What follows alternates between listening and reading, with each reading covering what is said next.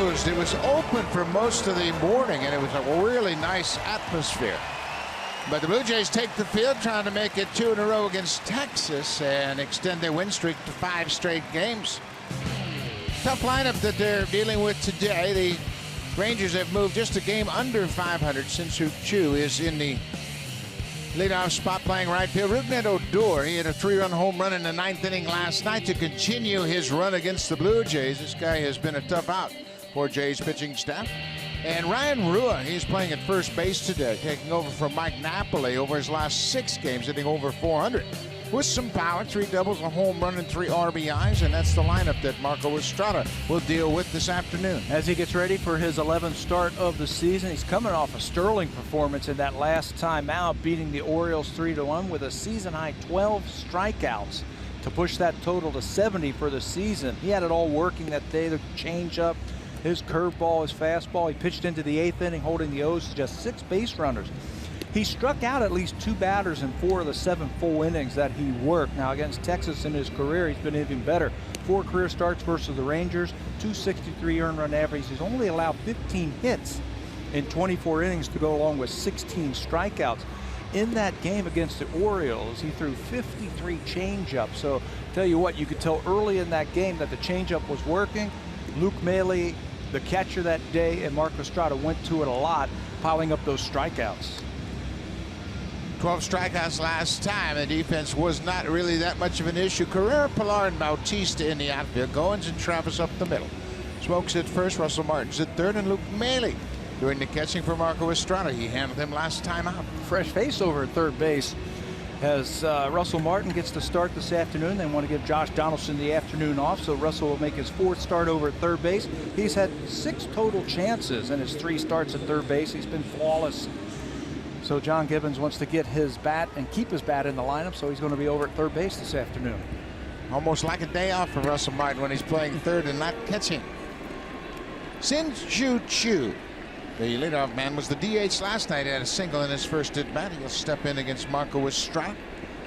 Choo batting .255 for the season. Estrada looking in, got the sign, and here's the first pitch of the game. Swung on and hit deep to center field, and this ball's going to go out of the ballpark into the WestJet flight deck. Shin-Soo Choo jumps on the first pitch and knocks it out of the ballpark. Sitting all over that fastball and was waiting for it. Marco Estrada was flawless in that last start. 1 pitch in, he's already down as Choo jumped all over that first pitch fastball. This is a team that can hit their share of home runs. Came into this series 5th in the American League in home runs, 4-seam fastball. And a guy who normally takes a lot of pitches. Watch the reaction from Estrada as he clocks that one to center field, and Marco knew it was gone. Second first inning home run that Estrada has allowed this season, and the first innings have been somewhat of a pothole for Estrada. It takes him a while to get into the flow of the game. That was not the case last time out. You could tell early in that game against Baltimore that he had his changeup. It's almost like a dead fish heading up towards home plate, and then the combination of that changeup and the fastball was a good combination for him. Elvis Andrus with a 1-1 count. Changeup popped down the left side in foul territory, and Goins will make a dive, but it's beyond his reach. Brian Goins playing at shortstop. No Troy Tulowitzki or Josh Donaldson to start in this game today. They played their first game since the middle of April last night, and John Gibbons probably felt, you know what, a little more adrenaline. They're playing in a big league game again.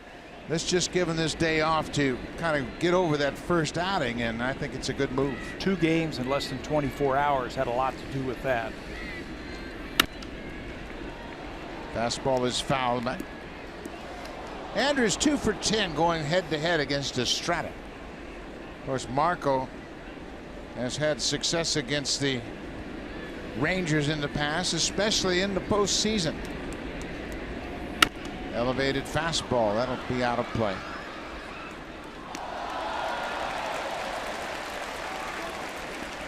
Josh Donaldson said, listen, I'm back, boys. And I need a seat on the bench right in the front row.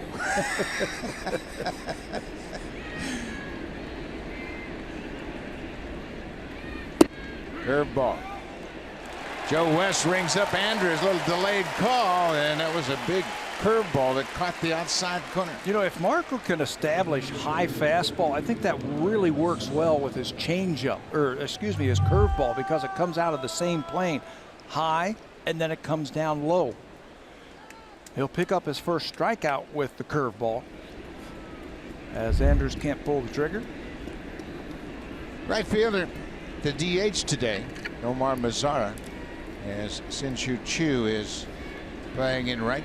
Mazara is the everyday right fielder, getting a bit of a break today. First pitch changeup taken low. He's a good-looking player. Mazara, he got an infield hit in the 9th inning yesterday to start that 3-run rally. Didn't realize he could run so fast for a big man. He's tall and got a long, lengthy stride. You see his last 13 games hitting .383.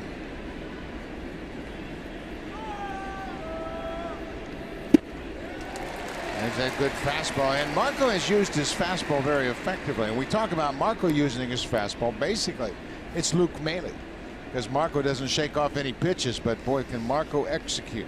And he says, I'll use that fastball to set up the changeup. And there's the changeup. I asked him about, well, do you read the bats and do you watch the hitters? Do they sit on changeups? And he says, yeah, when I start to see these hitters start to sit on changeup, that's when I'm going to start using that fastball. Just missed downstairs. It looks like Mazzaro's sitting on the changeup, the way he took those 2 pitches. Robinson Chirino's doing the catching, and he's hitting in the cleanup spot. Estrada walks Mazzaro. A 1-out walk. Marco with 12 strikeouts his last time out against the Orioles. That tied his career high. He has gone at least 6 innings in 9 of his 10 previous starts. Those are his numbers in 4 career starts, plus the fact he went 2-0 in 2 postseason starts against the Texas Rangers. And shut him down in big games.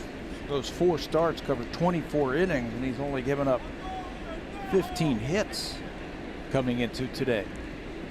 Robinson Chirinos. Fastball up and away.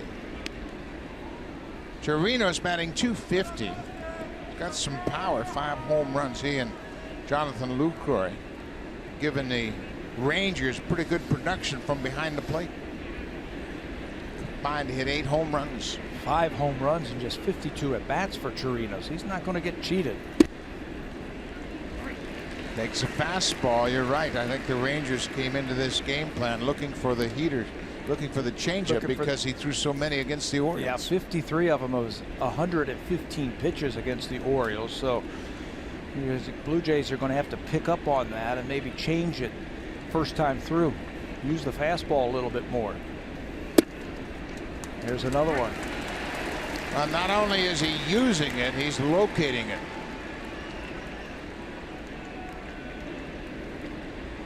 So now you got to wonder if that curveball's the next thing in the mix. Yeah.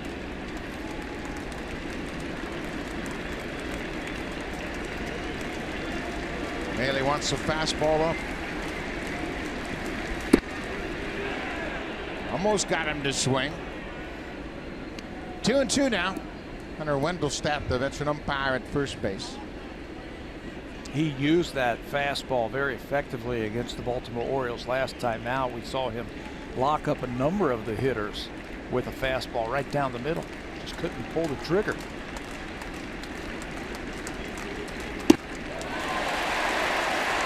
You can look for it all you want, but it's so good that he gets a second strikeout. That'll bring Rougned Odor to the plate.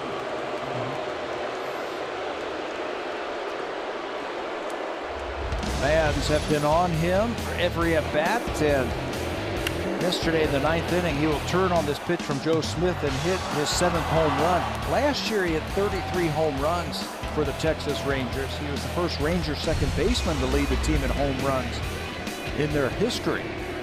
33 of them last year. That home run came in the inning that was extended by that swinging bunt off the bat of Omar Mazara. With 2 outs, he had a little dribbler up the first baseline, and the throw to first base was late. Joe Smith, the pitcher, picked it up, and Mazara kept the inning alive.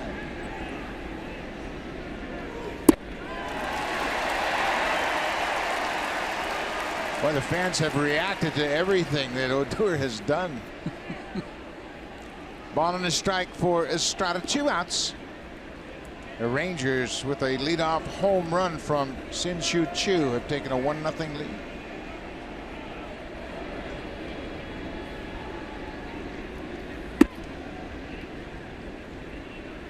We mentioned Estrada in those 2 terrific games in the postseason.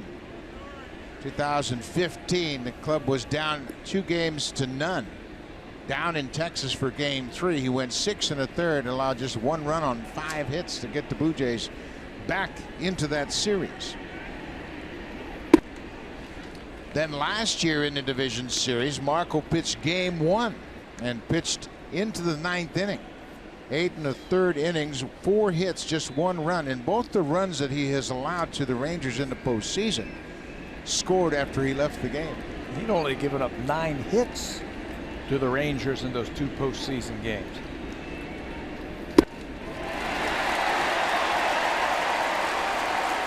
Odor doesn't get cheated. Not at all. 3-1, he's looking heater, he gets it, and he almost falls over. When you see a swing like that, time to pull the chain. 3-2, 2 outs. There goes the runner. Cut on and missed. Estrada strikes out the side. Sin-Shu Chu jumped on the first pitch for a home run, but Estrada shuts him down after that.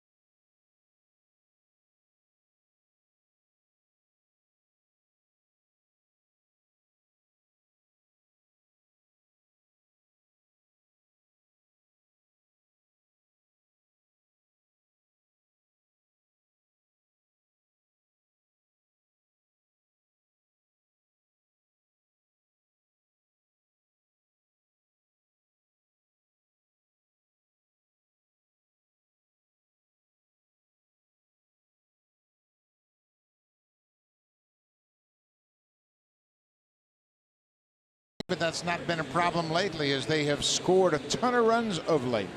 John Gibbons has his lineup back, but today he will use the guys that played for most of the time when Donaldson and Tulowitzki were out. 22 and 26, they're still 5th in the American League. Devin Travis has had a terrific run.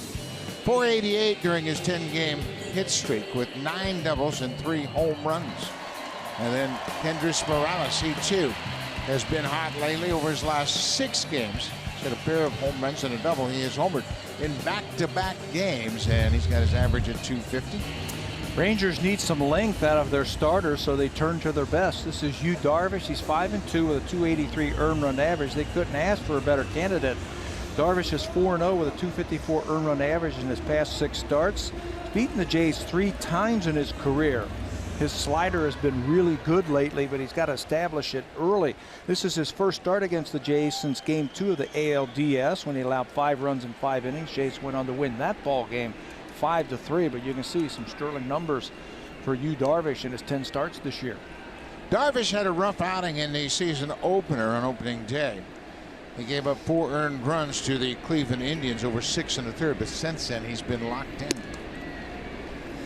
Since that start on opening day, Darvish has really shut his opponents down. Kevin Pillar pops this one up over near the Blue Jays dugout.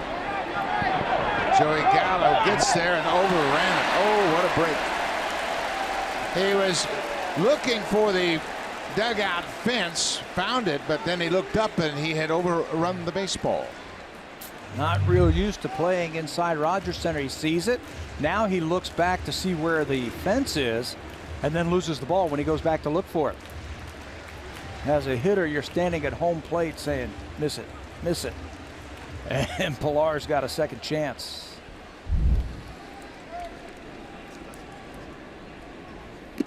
Hit him. So Pillar will take first base. The first batter for the Blue Jays reaches base. And that'll bring the red-hot Devin Travis to the plate. And he had a 3-hit game last night, and it started off with a bang. Yeah, change-up with the bases loaded. See you later. Blue Jays turned a 1-0 deficit in a 4-1 lead with one swing of the bat from Devin Travis as he hit his second career grand slam and became the first Blue Jays second baseman to have multiple grand slams in their career. Goes after that first pitch and fouls it straight back. Boy, Devin Travis has really put together a terrific month of May. For the month, he's hitting .372. That's raised his current batting average to .352.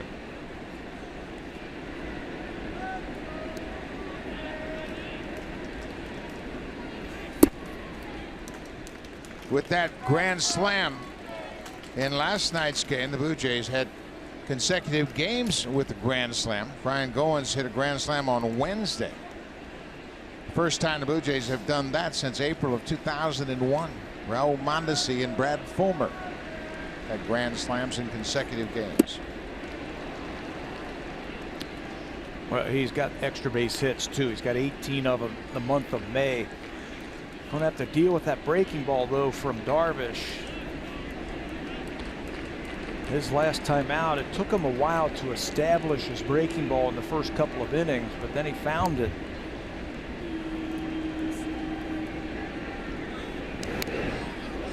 Might the tendency of Darvish to throw so many breaking balls help Pillar to steal a base? I think that's what he's gauging right now. Pillar was dancing off of the first base over there. I think Chirinos picked up on that, the catcher, and had him throw over. But you get a lot of breaking balls, Pillar might want to try and steal. Line to right. Chu is there, and Devin Travis is retired, one away. Now let's take a look at the Texas defensive alignment this afternoon. Delino DeShields is in left field. Jared Hoying in center. Shin-Soo Choo is in right. Anderson Odor, great double play combination up the middle. Gallo and Ryan Rua starting at first base, and Robinson Chirinos catching for the Rangers. Ryan Rua over at first base. Most of his games in his career have been in the outfield, so he's sharing time at first base this year with Mike Napoli. This is his 14th start at first base.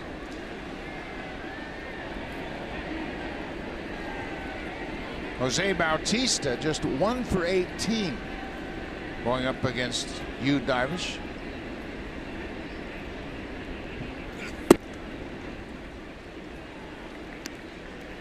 Jose has been swinging the bat well of late. Last night he took an 0 for 4.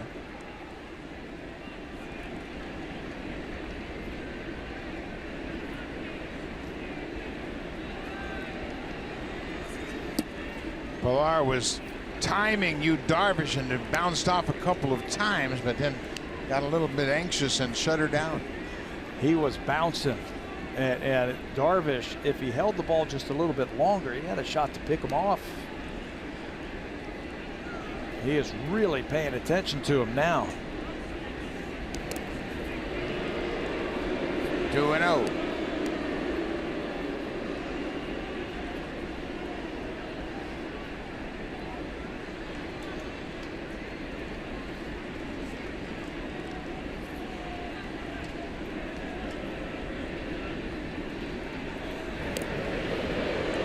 He's got his attention for sure.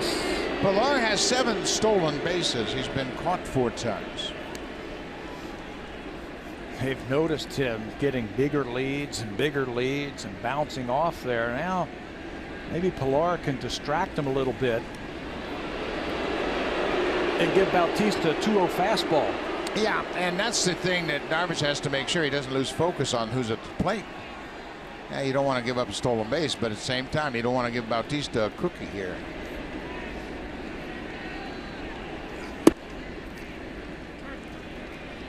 Now it's 2-1.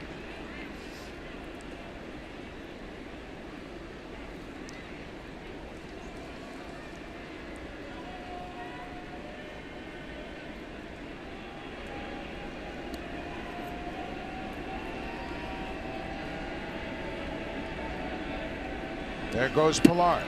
Ball is down and away. The throw is not in time. Andy Fletcher, second base umpire, moved quickly after Pilar had reached second, just in case his momentum carried him off the base. And you can see the Texas Rangers are going to take a look at this one, but he picked on a breaking ball. Good pitch. Chirinos is saying, hey, he is going. There's the breaking ball. And Chirinos, I didn't think he had a shot. Comes up with a good throw. There's the tag. You can see Pilar's got that padding on his hand. Tough to grip the bag, but he's able to hold on to it long enough. Yeah, that's a protective mitt to protect his fingers and his wrist. And you're right, you don't have the ability to grab onto that base. It's just like a ski mitten without a thumb. 3-1 to Bautista. Inside breaking ball. He threw that front door breaking ball for strike 2.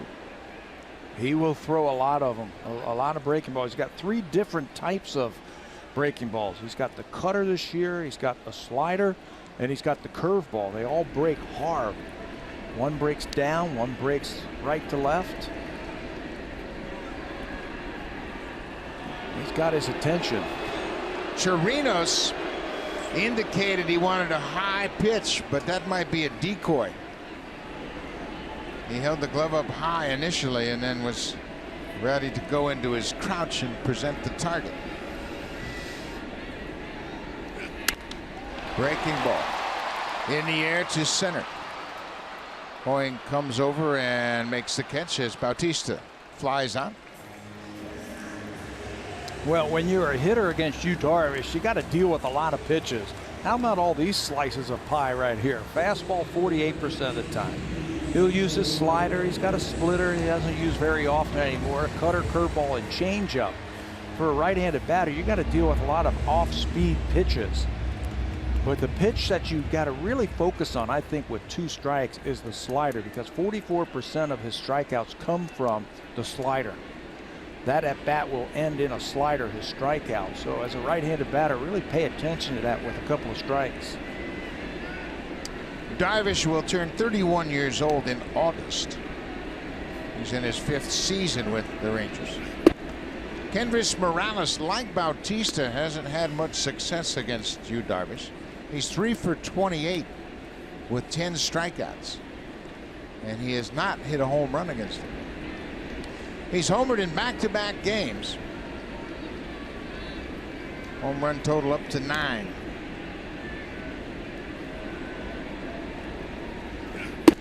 First time he has done that, homered in back-to-back games since last September. Hit a home run on a high fastball. I was chatting with him this morning, and I said, did you have a good swing on that pitch right before that, the slide? He said, man, I saw it. I saw it. I had a good swing at that, but then that ball was elevated in the next pitch, and he whacked it out of here to right field.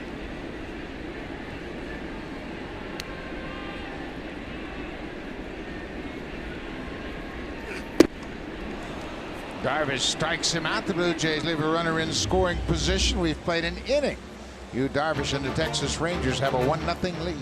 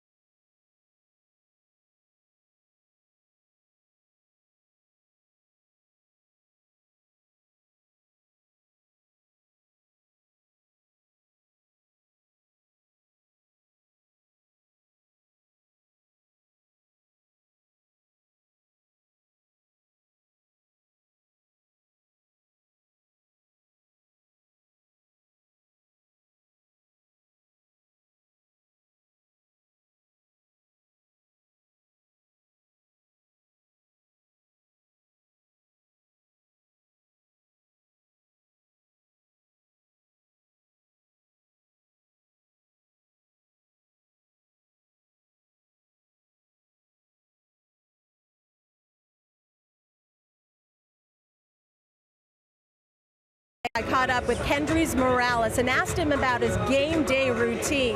And with the help of interpreter Josue Pele, Morales told me that he arrives at the ballpark 6 hours before first pitch. After he gets settled in, then he heads to the weight room and gets his lifting done. After that, he's off to the video room to watch footage of the opposing day's pitcher. Now, you might have seen Morales in the dugout by himself. He's always the very first player in the dugout before the game begins. Morales told me that as a 23-year-old rookie in the Angels organization, his manager Mike Scioscia told him never to be late because it was a sign of being disrespectful to his teammates, the organization, and the game. That's something that has stuck with him. And now, 11 years later, even as the DH buck, Morales is always the first guy in that Blue Jays dugout before each and every game. Why wouldn't you want to be there?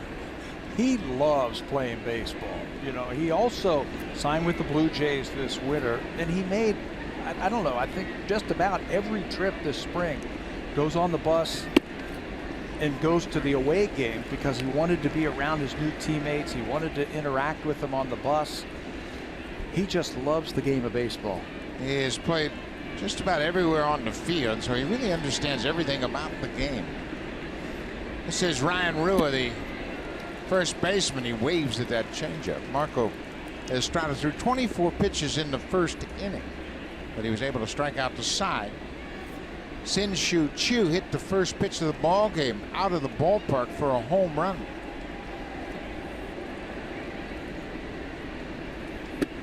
That home run by Chu was the first pitch home run surrendered by a Blue Jays starter since Brandon Morrow gave up a first pitch home run to Desmond Jennings in August of 2011. Chu ambushed that heater. Estrada's got the changeup early on. That's 4 strikeouts already for Marco.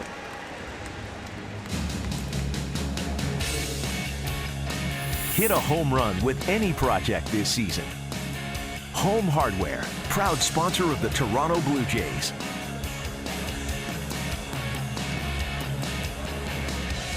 Saturday afternoon ball game. Good crowd on hand as it's part of Junior Day Saturday as well. Everybody enjoying this great series, a rematch of the last 2 ALDS series for the Blue Jays. Joey Gallo, big power hitter, missed that first pitch fastball. Russell Martin is out there in right field, and he has moved from third base into that shift position. This is popped up. Goins, the shortstop, calling for it. Gallo's retired, 2 up, 2 down. Yeah, the Blue Jays changed it up. Originally, Goins was going to go over to play where Martin was, and Russell was going to play shortstop, but they changed at the last minute and put Martin in the shift position and Goins in his normal position at shortstop. Russell's keeping his eye on that bench to see where they want him to play. Yeah, he's looking into Luis Rivera right now to get his positioning. This is Jared Hoying, the center fielder. He goes after the first pitch and hits a fly ball into center. No problem for Kevin Pillar. 3 up, 3 down for Marco Estrada. He needed just 8 pitches to retire the side in order.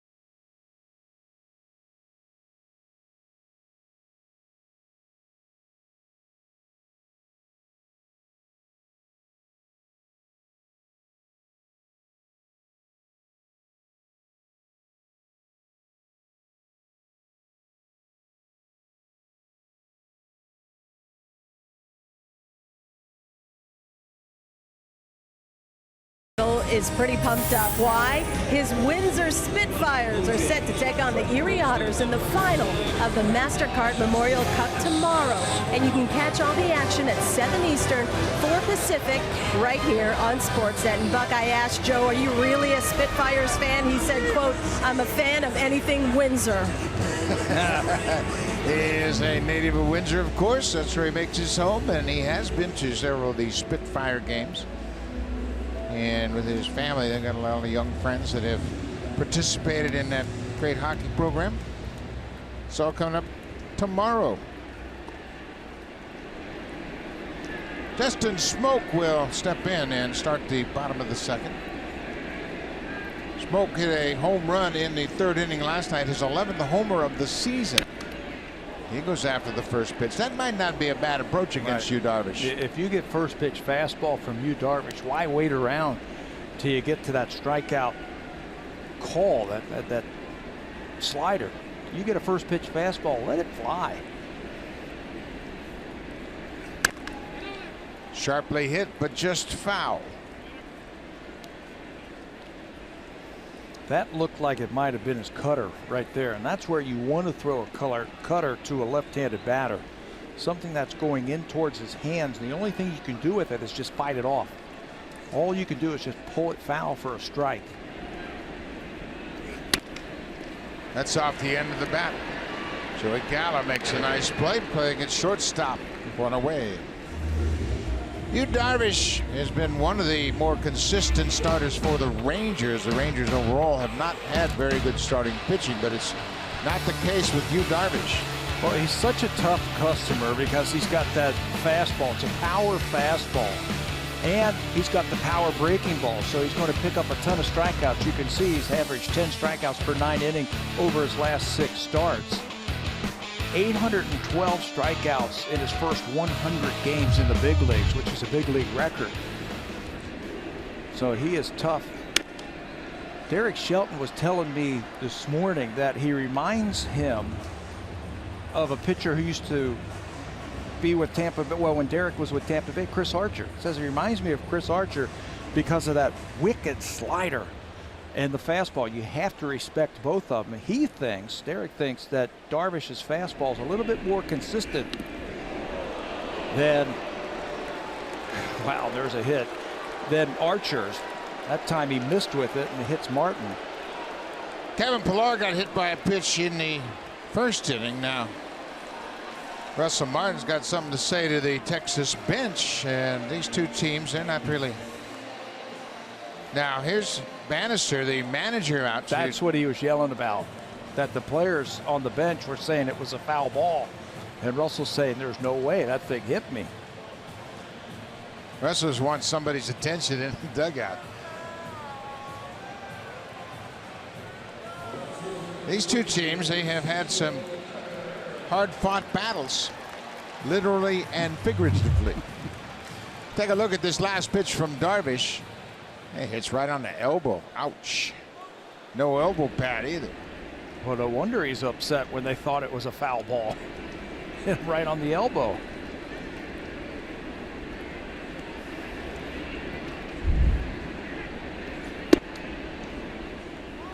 Ezekiel Carrera. Yeah, Russell said, hey, just pipe down over there. We'll take care of things out on the field. 1 out, Carrera hitting in the 7th spot this afternoon.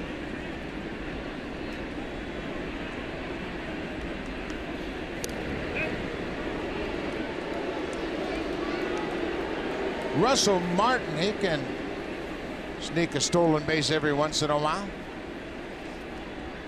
Way that he's been running.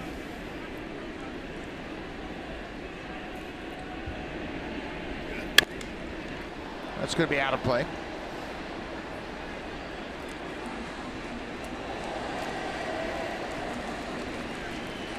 Carrera's looking for something on the inner half that he can pull into right field. Brewer, the first baseman's got a hold on Russell at first. Got a hole on that right side. See if you can pull one past the first baseman.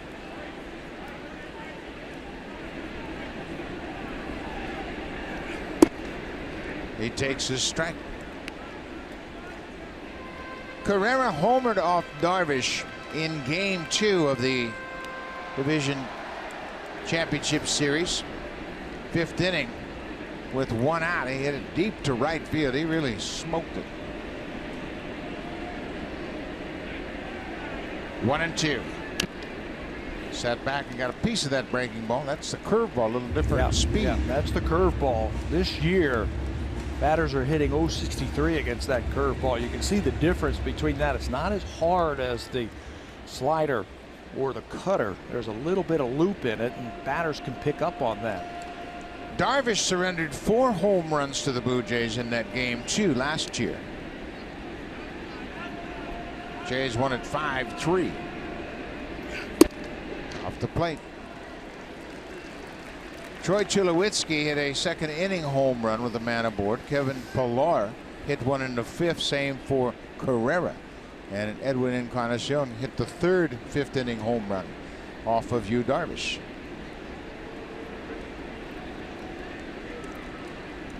Two balls and 2 strikes.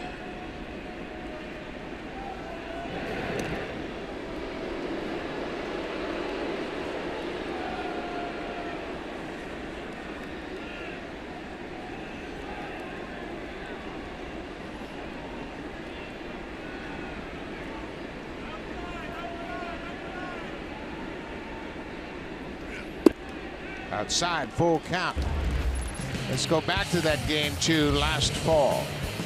Darvish hesitation, fastball away, and Zeke's able to get the bat head out and pull it into the bullpen of the Rangers. Darvish didn't have very good control that day. The Blue Jays swept the Rangers in a 3-game series. In fact, they've won 6 straight games. There goes Russell Martin. The ball is popped out of play. Blue Jays lost the first 2 games in 2015 to Texas, and they've not lost a postseason game to them since. 6 straight. They lost both of those games right here. And then Marco Estrada got them off to that good start with that game down in Texas, Game 3. Marco Estrada, to me, pitched 2 of the biggest games for the Blue Jays in that 2015 postseason. There goes Martin again. Ball is pulled foul.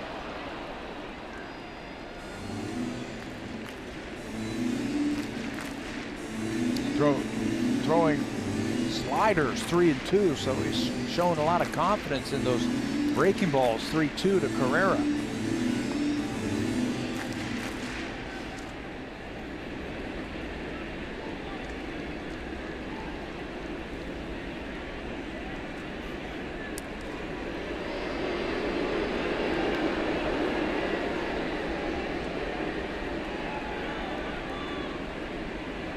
The Rangers have lost 4 in a row. That ties their longest losing streak of the season. Another 3-2 pitch. There goes Martin. Ball is hit on the ground. Odor will go to first. Martin will move into second. But now there are 2 outs. And that's why you start the runner. You have confidence that Carrera is going to make contact. And you get a guy in scoring position. They don't start the runner there. That's a double play. And Texas can turn some double plays. They lead the American League in double plays turned. Carrera made contact and moved the runner into scoring position.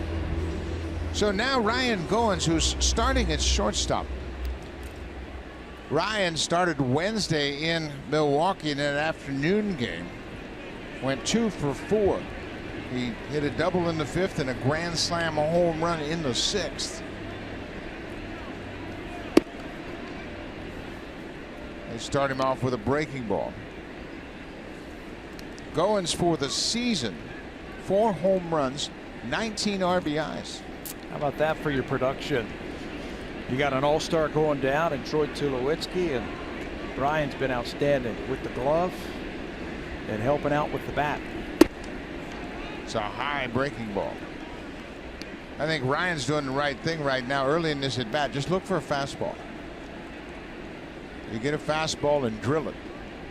Well, they picked up on the Blue Jays swinging early in the count this inning, so they've used a couple of breaking balls.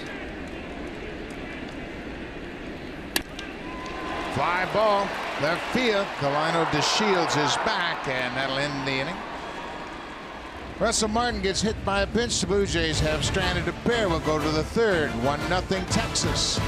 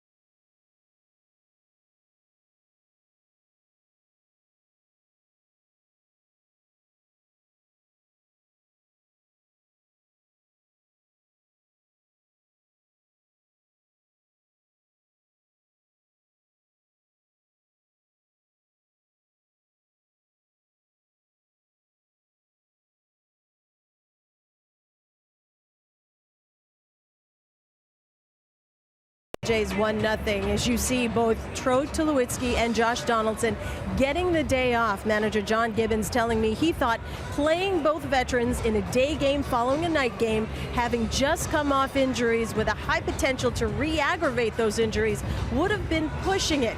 He said 2 games in a 24-hour span may be a bit much. There's certainly nothing wrong with either one of them, both feeling good last night and then again this morning. Gibbons said expect both of them back in the lineup tomorrow. And then looking ahead, Buck, with the night games versus the Reds and the Yankees in the week, Gibbons thought today was probably the best day to give them both a rest. I agree with you 100%, Hazel. I think today is the best time. They just went through a rehab. They came back to a lot of fanfare, a lot of energy last night. Played a night game, long game. Give them the day off, let them regroup, get back into the routine and the flow of things. And I think once they get back out there, they'll be out there for the long haul. Yeah, maybe some adrenaline flowing last night, too. First game back after about a month or so. Number 9 hitter, Delino DeShields. He had a double in 4 at-bats in last night's game. Marco Estrada needed just 8 pitches to retire the Rangers in order in the second. Well, look at that. Inside, outside. He can do that with his fastball. He can also do that with his changeup. He'll give changeup and then give location with that changeup.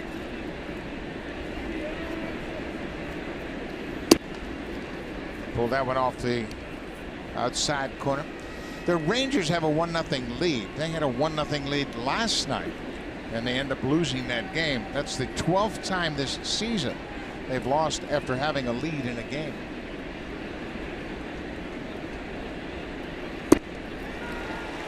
That changeup is wicked early on. That's 5 strikeouts, first time through the order.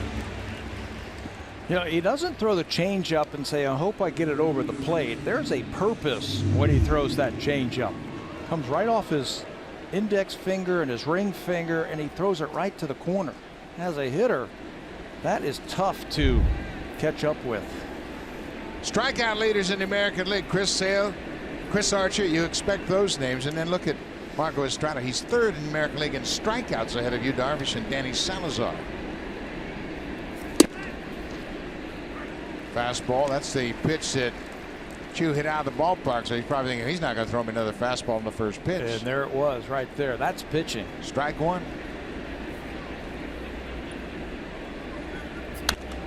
Change up. Grounder to Smoke.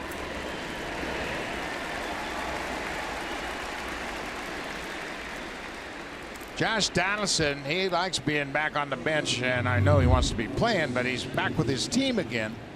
And John Gibbons has to deal with Josh Donaldson's idle time. Who threw that? Where did that come from? There's only one guy you go look for when that happens to the manager. Where are you, JD?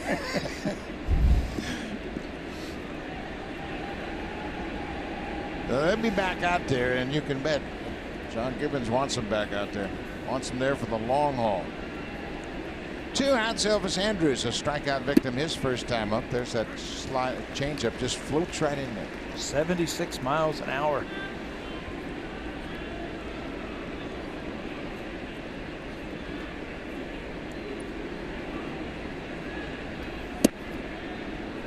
What's wrong with that? Right at the bottom of the zone. Ball on a strike.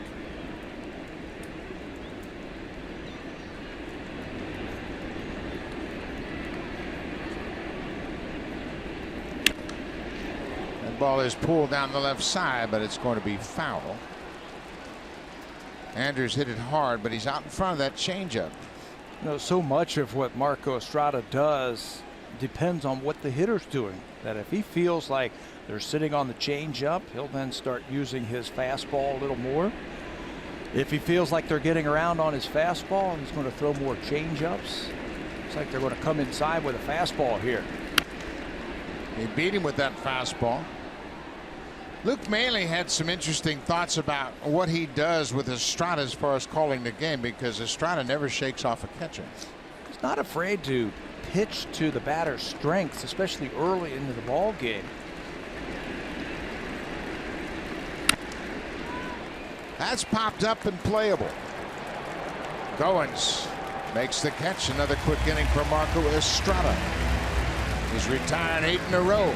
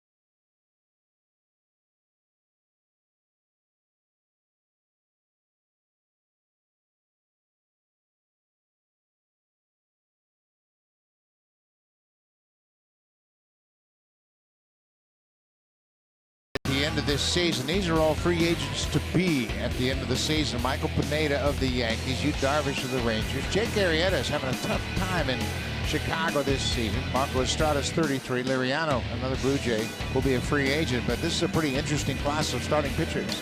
Well, why wait till they become free agents? Might they be rentals?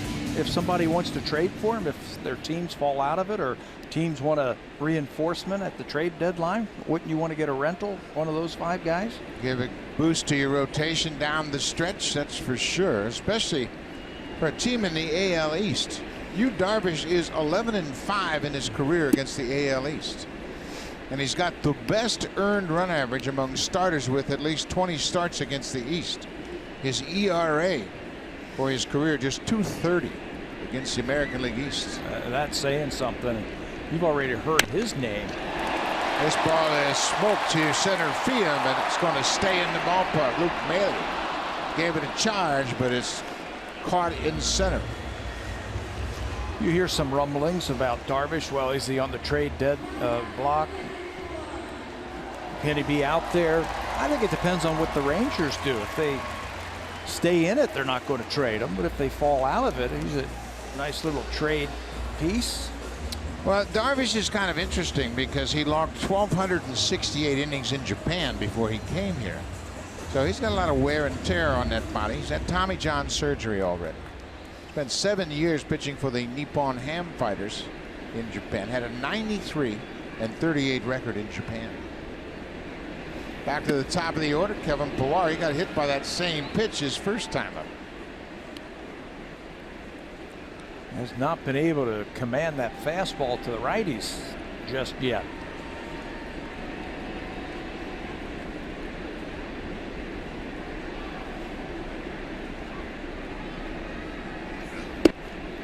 Well, that's why he pitches inside with that fastball to keep everybody off that assortment of breaking pitches.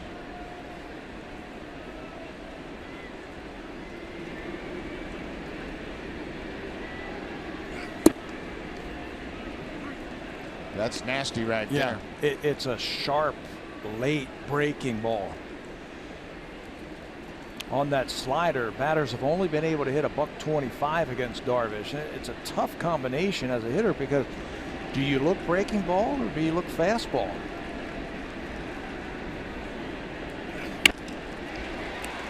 Pillar gets jammed and hits a soft liner to second, 2 away.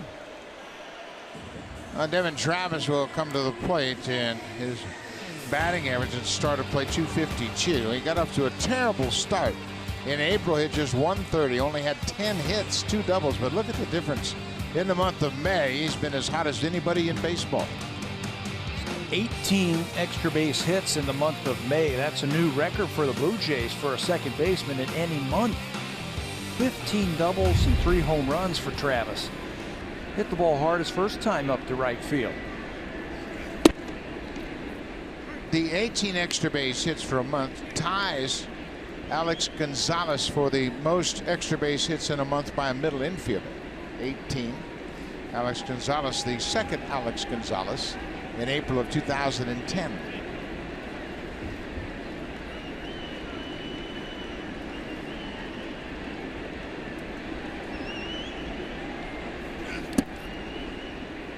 Travis now has 17 doubles. That ties him with Nolan Arenado for the major league lead in doubles. And that's pretty impressive when you consider he had just 2 in the entire month of April. On April 28th, he had 2. And Mitch Moreland had 12. He's now overtaken Mitch Moreland in the American League.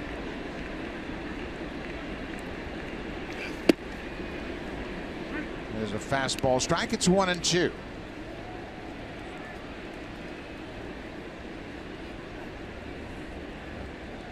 Well, you saw George Poulos and John Gibbons having a discussion in the dugout. That's never a good thing. Breaking ball for a ball. It's 2-2. Marco Estrada just returning to the bench.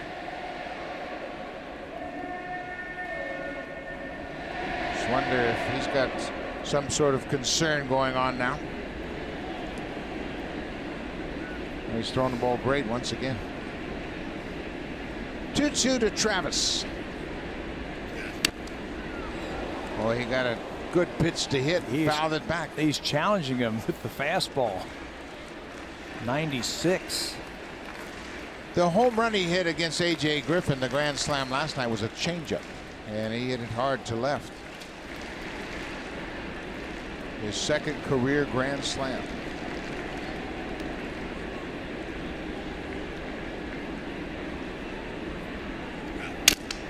Broken back. Andrews is short, picks it up and fires to first. Another good inning for you, Darvish. 3 up, 3 down in the third. We'll go to the fourth. Texas with a 1-0 lead.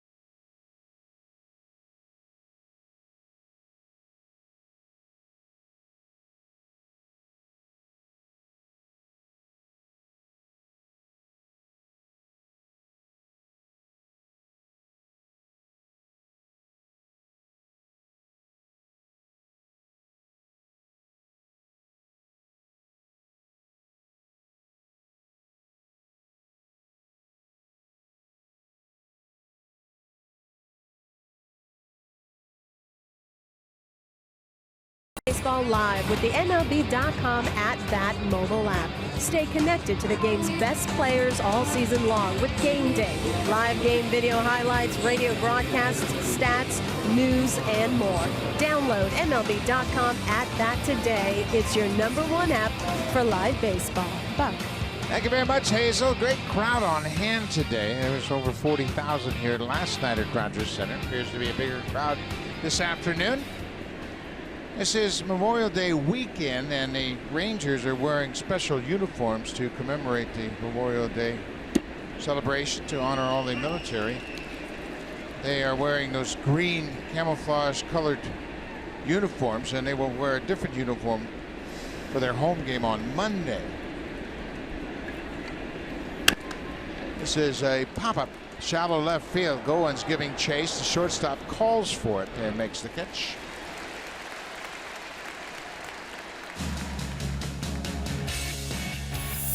This 4K broadcast is brought to you by the Samsung QLED, the next innovation in TV. Manager Jeff Bannister wearing that cap that has the 5 stars on it. That reflects the 5 military branches of the U.S. military. And they're going to wear some sort of uniform all 3 days. Every major league team has the option. The Blue Jays will wear their red uniforms tomorrow, which is part of their Canadian 150th birthday celebration. Every home game, Sunday, they will wear a red uniform. But then on Monday, they will wear their military uniform to honor the Canadian forces and all those great men and women. So the teams have the option of wearing it for all 3 days or whatever they want to do to represent their team. So because it's the 150th birthday of Canada, they'll stick to those red uniforms tomorrow.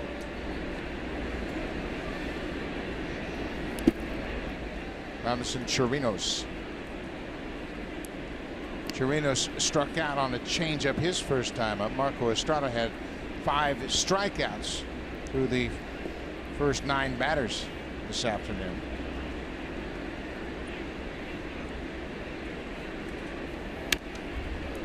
We told you this would be a pretty interesting pitching matchup, and to this point there's only been 1 hit, and that was the first batter of the game. First pitch of the ball game with the Rangers ahead 1-0.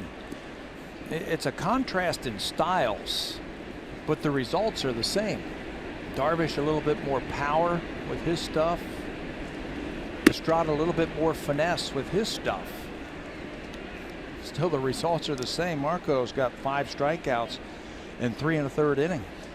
I think that's the real beauty of baseball. There are so many different ways to get the job done, whether you're a hitter or a pitcher. You don't have to throw 97 like Darvish to be effective, and Estrada is proof of that.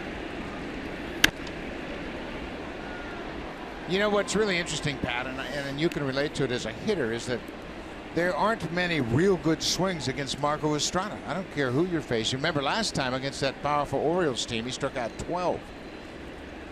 And a lot of soft contact. I mean, he could really take the sting out of the bats.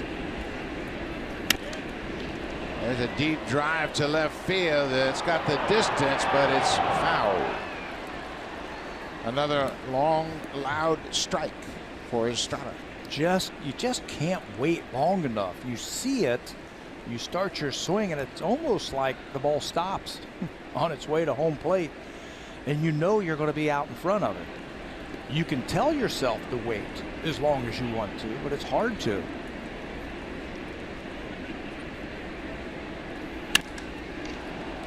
Right to Devin Travis. Once again, the defense aligned perfectly.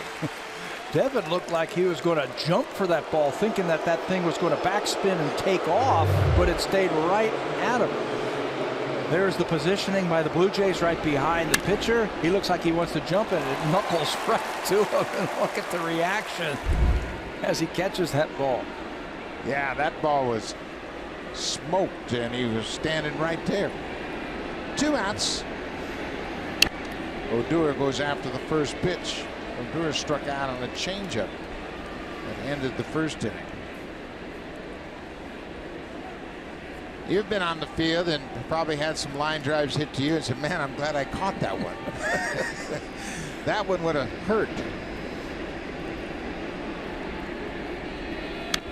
I've seen Dave Winfield hit a line drive at the shortstop at Yankee Stadium. The shortstop jumps for the ball and it goes out of the ballpark. I mean, he created so much backspin on the ball. And it went out. There's Russell Martin now switching positions with Ryan Goins in the shift.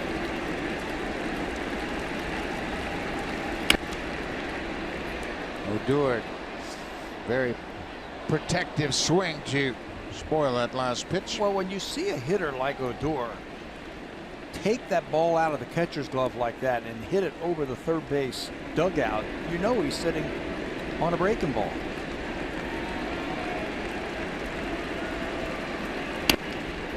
You were right. He got the curveball. Going to have to hurry up and get this in. Carrera will get it back in quickly to keep Odor to a single. He got his curveball and he stayed on it, drove it the other way for a base hit. Stayed back just long enough to fillet that ball out into left field. It is a curveball. The leg kick, and Odor is going to pick up his first base hit of the afternoon. The super slow-mo replay is powered by the Samsung QLED, the next innovation in TV. Love that super slow-mo. That's just the second hit for the Rangers this afternoon. Ryan Rua, the first baseman, batting with 2 outs.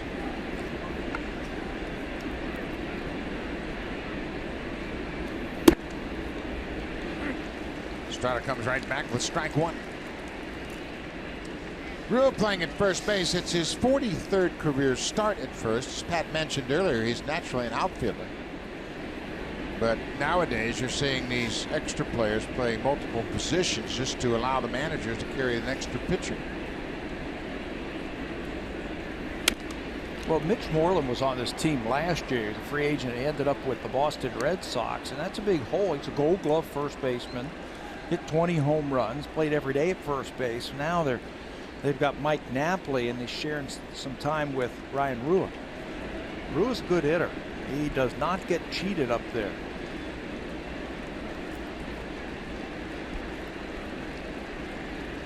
Estrada ahead 0-2. High fastball fouled out of play. When Marco dominated the Rangers in those 2 postseason starts, he averaged 12.8 pitches per inning. I mean, he was as locked in as you will ever see, and he shut the door on Texas twice, once in 15 and once in 16.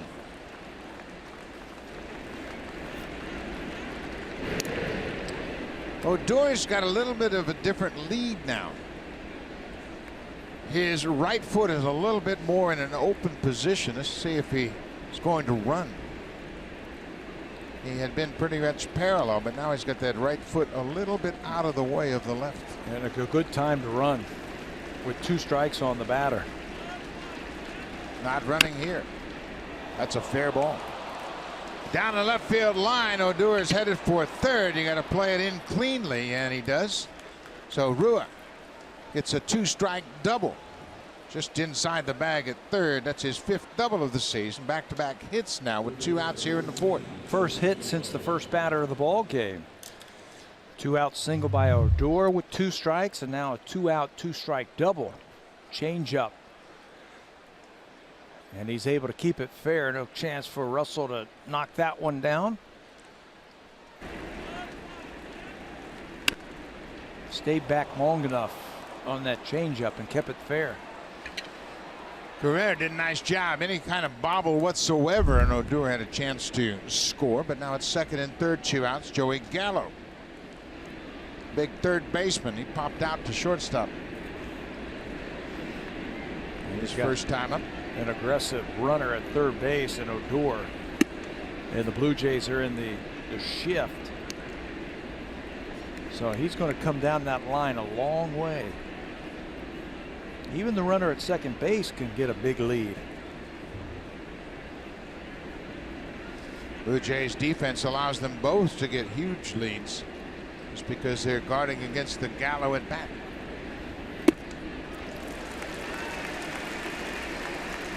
This is the matchup that Estrada really has to take advantage of. Joey Gallo a strikeout candidate. He has 67 strikeouts. That's the third most strikeouts in the American League. First time that he is facing Marco Estrada in his career.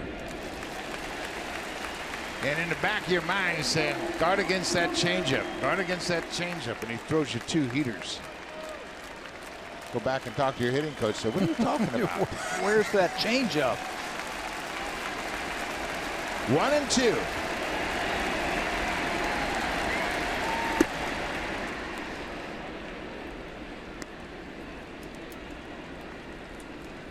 Three fastballs in a row from Estrada. That's the beauty of Marco. He can throw another high fastball, and if it doesn't work, he can throw a 3-2 changeup. He's got a lot of confidence in that changeup at any time.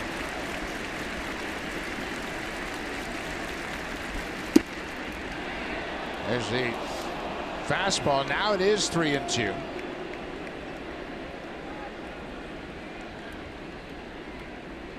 Odor with a 2-out singles at third. Ryan Rua the double at second.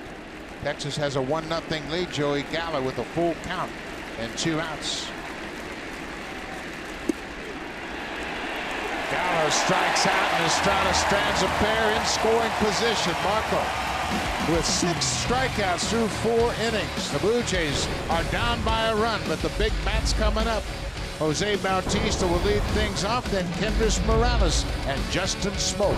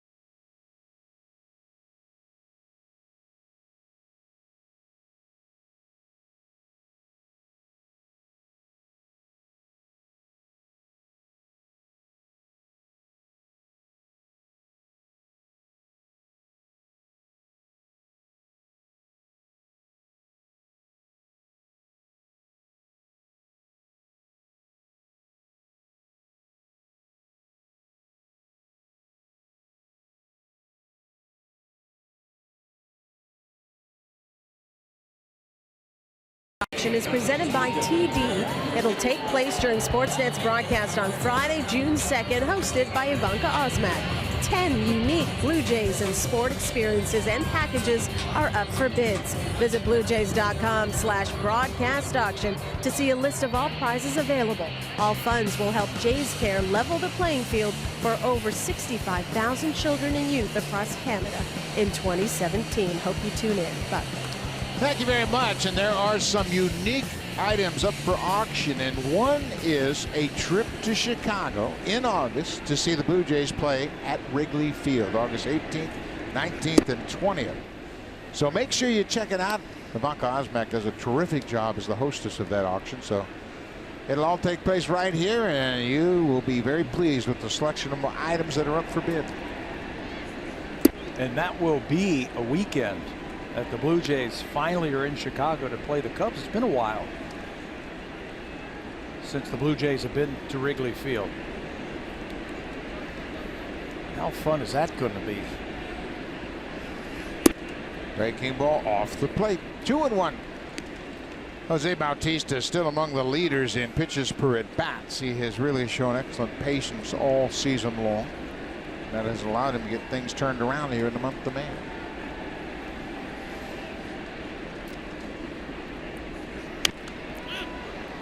Breaking ball popped up, and that's going to be out of play.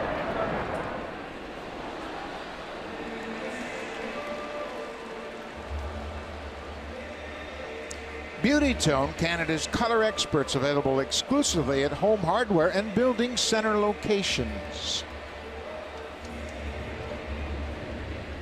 Jose Bautista leading off the bottom of the fourth. Blue Jays trail it 1-0. Blue Jays looking for their first hit of the ball game off Yu Darvish. They've had 2 base runners, both have been hit by pitches. Tell you, they're making him work. Trying to get through this fourth inning. He's up to 50 pitches already.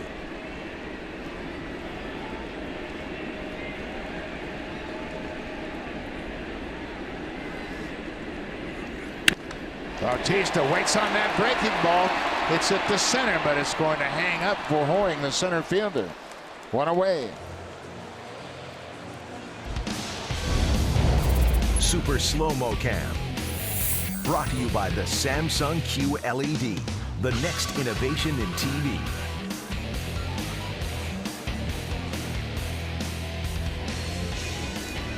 Kendrys Morales is a real veteran, and he has a different approach to how he wants to prepare for each and every pitcher. A lot of guys look at video, a lot of guys talk to their hitting coach, but Morales does something a little different during the course of a game, Pat. You know what he does, and he's had some at-bats against Yu Darvish, and he'll come in, like you said, and watch a lot of video. He drills that ball. That's a fair ball. All the way up against the wall in right. They were shaded over in the alley, so he will coast into second with a one-out double. And it's almost like he knew what was coming. What he likes to do is first time through, he'll pay attention to how the catcher is calling the game against the Blue Jay batters, and then he'll take that information and use it when he comes up. That's the cutter. He came in today and said, I started looking at some of the video, noticed that he's throwing a little bit more cutters this year. He got the cutter, recognized what Chirinos was calling back there, and jumped all over that first pitch for the Blue Jays' first hit. So Morales, with his 8th double, is at second base with one out, and here is Justin Smoke. Smoke and Morales have combined to hit 20 home runs and drive in 56 runs. Tell you what, there is nothing like experience in baseball. You know, you got somebody like Kendrys Morales, who's had a lot of success in the big leagues, and it's interesting how you can find information from anybody. Talking to your teammates or watching video or paying attention to how the game is being called by the opposition's catcher. Well, when you have guys like Bautista, Morales, Donaldson, and Tulowitzki sitting on your bench during the course of a game, you can exchange a lot of very valuable information. And, you know, we showed Donaldson flipping around the seeds on the manager, but they sit there and they watch patterns, and when they're not playing, they'll pass on information. Hey, next time up, you get to 2-1. He's probably going to throw this pitch to you. And that's what they can do as Smoke checks his swing. When you talk about paying attention to how the opposition's catcher's calling the game. 1-1 count, does he always go to a fastball on a 1-1 count? Or does he fall into patterns in certain situations, the go-to pitch that day? So you can pay attention and learn and watch not just what Darvish is doing, but what the catcher's trying to do.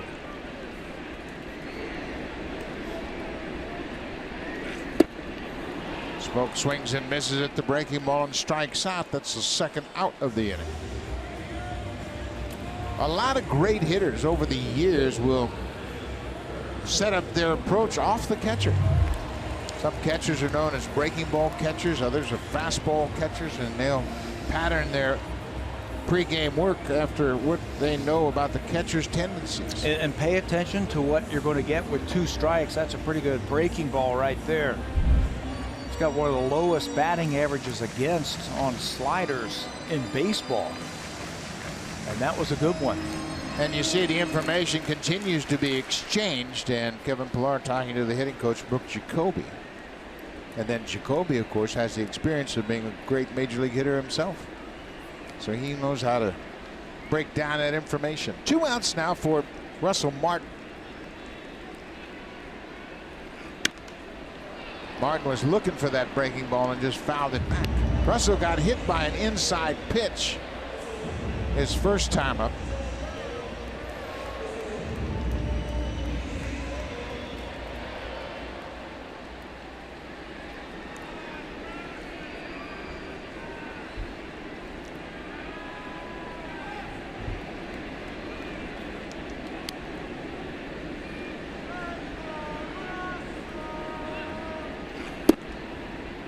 Pilar was really working over Brooke Jacoby there, and Kevin really understands his own hitting mechanics. But at the same time, when you're bouncing things off your hitting coach, you might say something that will put an idea in Brooke Jacoby's mind. He was talking the other day about unlocking his hips and getting his hips into the swing just a little bit more. That's what it looked like he was talking to with Jacoby. 1-1 pitch. Breaking ball for strike 2. Kendrys Morales was thrown out at the plate in the game yesterday on a base hit by Troy Tulowitzki. It was a 2-out situation. They were trying to get another lead, and Delino DeShields made a perfect throw from left field, so he's got to extend his lead out there as much as possible. Yeah, there's nobody holding him on, if you will, at second base. Both middle infielders, Andrus and Odor, back out on the grass because they want to try and keep the ball on the infield. So they're not even coming in close for Kendrys. So he can get a big secondary lead. And he's off on the crack of the bat. 2 balls and 2 strikes.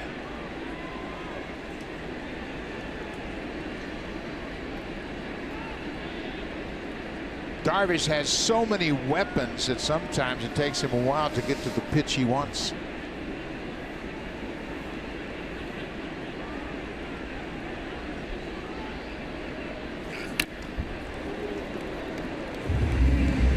Fastball 96. Trinos didn't like how Martin swung at that ball. So he's going to go out there and talk to him and ask him what he wants to do. Maybe he feels like the runner at second base was giving him the pitches. That was a pretty big 2-strike swing.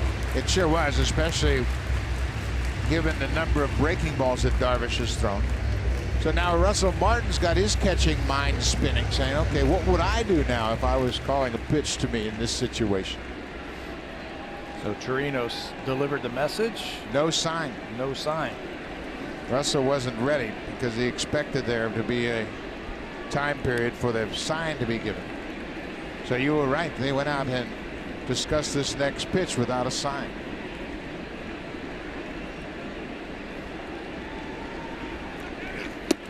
Outside.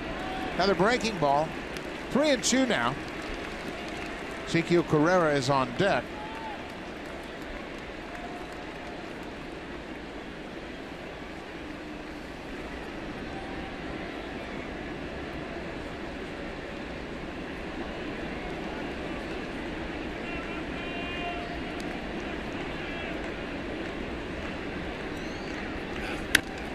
Martin hits it through the right side. Morales is going to be stopped. The throw was right on the money. Morales had a full head of steam, and he was all the way around the bag, but Chu was so shallow in right, and it was hit right to him, that Rivera threw up a stop sign. It's probably the right call. Chu's got a couple of outfield assists, and he's got a very accurate arm. Told you that's where you want to get that big secondary lead. Anything into the outfield, they're going to try and send them. 3-2 breaking ball. Russell hits it the other way, stays down and through on that pitch. Morales is off on the crack of the bat. It looked like he had a shot, but Chu is right behind the infield. I'm not sure he would have been able to make it. Cuts that corner and just barely gets onto that base. Yeah, I think that was the right move because Chu really charged that ball well. Got to it quickly. So now Carrera hits with runners at the corners and 2 outs.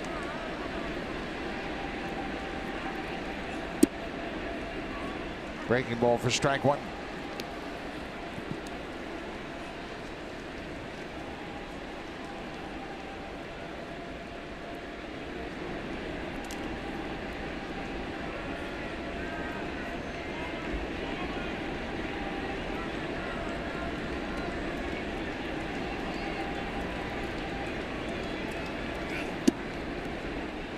Another breaking ball in there for strike 2. Yeah, he'll go to that breaking ball when he needs a strike.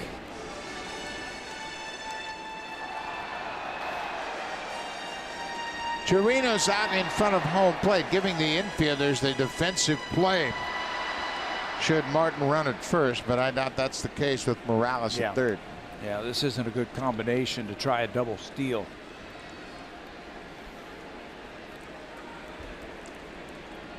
Carrera's got a battle. He's behind 0-2.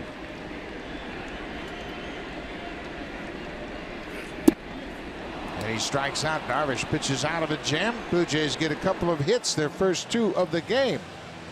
And we'll go to the 5th. It's a 1-0 Texas lead. Now time for Blue Jays Central Update. Here's Jamie Campbell with Greg Zahn in the Samsung broadcast studio.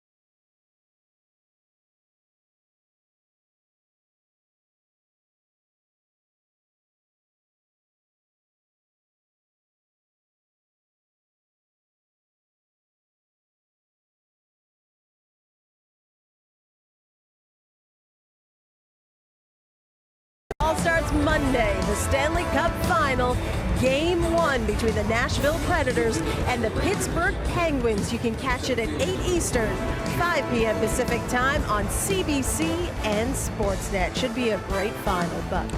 It sure should be. A lot of star power in that Stanley Cup Final, and it all begins Monday right here on Sportsnet and CBC, so make sure you check it out. Jimmy Hughes and Craig Simpson do a great job in those games, and we look forward to watching that. Jared Hoying, the center fielder, filling in for Carlos Gomez, who's on the disabled list. He's got a leg problem. It's been going around, hasn't it? That leg problem thing? Boy, I tell you what, every day you look up and there's a new player going on a disabled list somewhere. A.J. Griffin went on the DL this morning for the Texas Rangers with that strained intercostal muscle. They did get some good news, if you will, if you're the Texas Rangers. Adrian Beltre played yesterday again.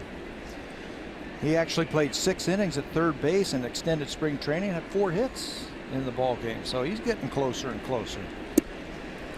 Estrada is zeroed in now. That's 7 strikeouts for Marco after a 12 strikeout effort last time out.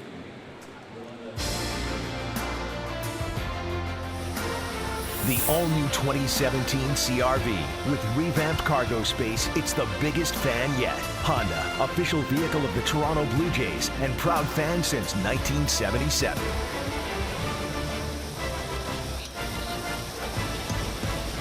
Grill is all fired up here at Rogers Center. Big crowd on hand. And they have seen a heck of a pitcher's duel so far. 1 run on 5 hits for the whole ball game. Delino DeShields, one of 7 strikeout victims for Estrada this afternoon.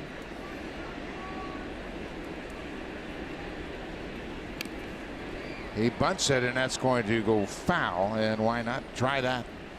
Yeah, if you're not having any success swinging at it, you may as well try and bunt it. DeShields has great speed. Just couldn't keep that one fair. We mentioned Marco has pitched at least 6 innings in 9 of his 10 previous starts this year. Overall, the Blue Jays have only had 8 starts in which a starter has pitched 7 or more innings all season long. Tampa Bay leads the American League. They have had 13 such starts. But the Blue Jays this month, they just haven't had many starters go past the 6th inning. That puts a lot of pressure on your bullpen, and you're going to be shuffling guys in and out of your bullpen like the Blue Jays have. Once they get their starters back and they get built up in their strength, they have that ability to go on a roll.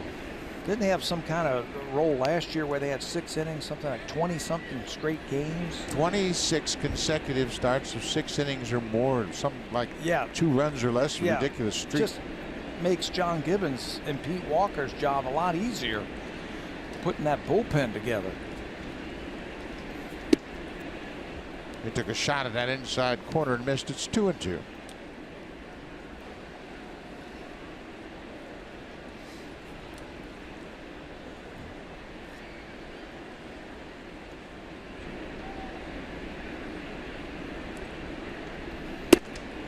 Fastball in a perfect spot. Another strikeout for Estrada. That's 8, including 3 in a row. You don't say Marco Estrada strikeout artist, but you're going to have to start doing that. Over the last 3 seasons, it keeps climbing every year. He averaged 6 in 2015. He got that up to 8 last season. He's up to 10 this year. 10 strikeouts per 9 innings. And it's just a great mixture of fastball, changeup, a cutter here, a curveball there, and he puts them all in great spots. 2 outs. Shin-Soo Choo gets a first pitch curveball. Choo is responsible for the only run in this game. He hit the first pitch he saw out of the ballpark, home run to center field. And that's the entirety of the scoring so far.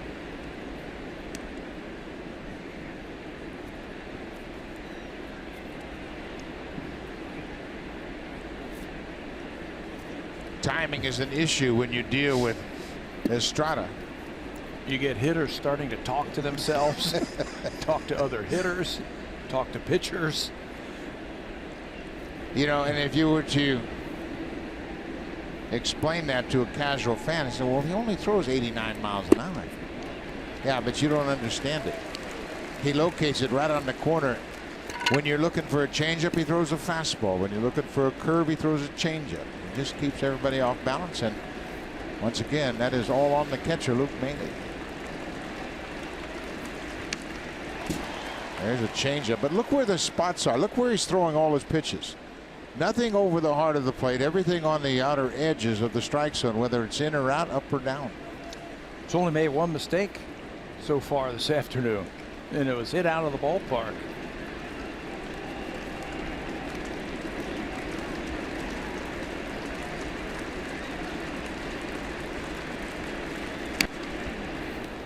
And hitters will tell you, I mean, this is a real grind for hitters.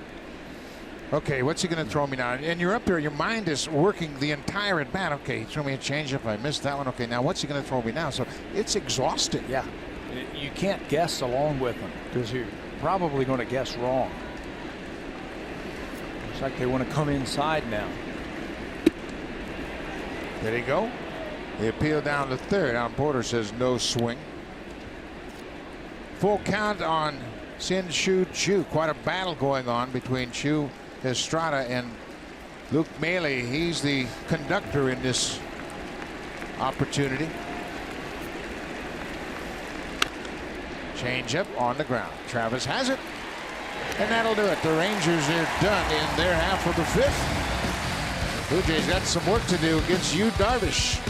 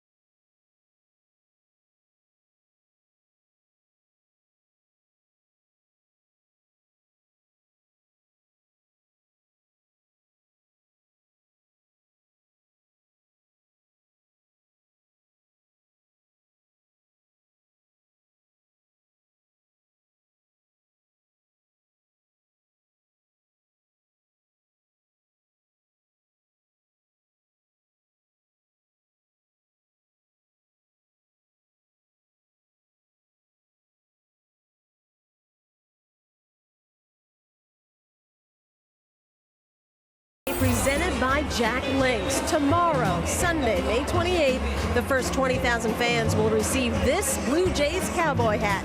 Plus, you'll get to enjoy a pregame performance by Southtown and the WestJet flight deck. Southtown, led by lead singer Jordan Gibbons.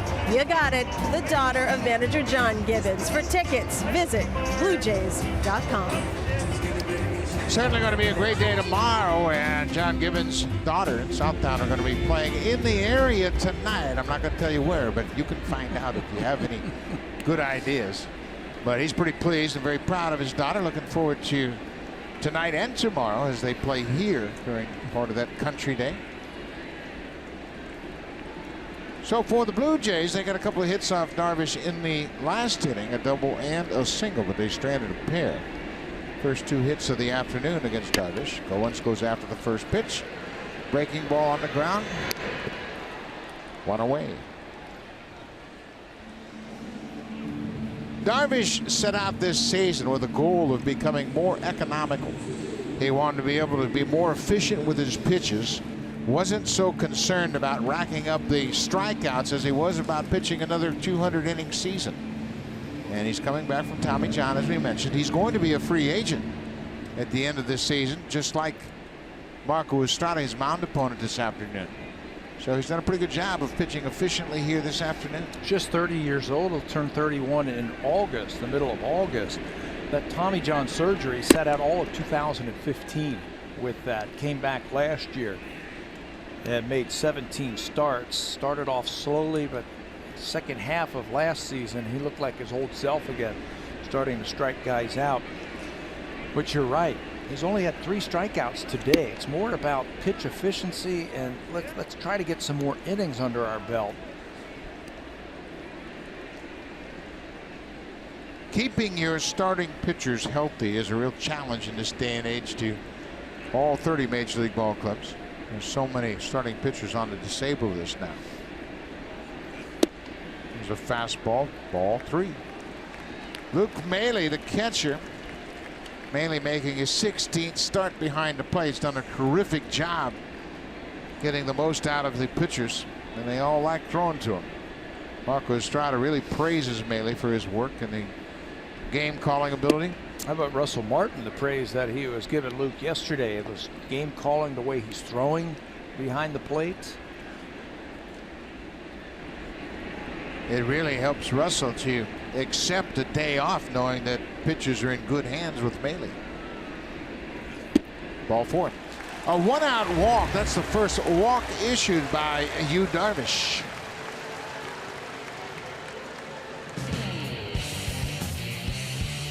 Buy 6 cans of Beauty Tone paint and get the 7th free. Available exclusively at Home Hardware and Building Center locations. Beauty Tone, Canada's color experts.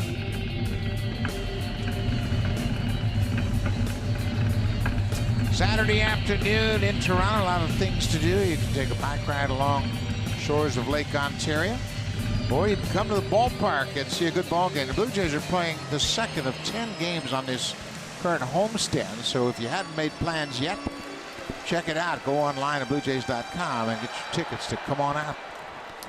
The Reds are here on Monday for 3 games, and then the New York Yankees for the first time this season, a 4-game series. Kevin Pillar.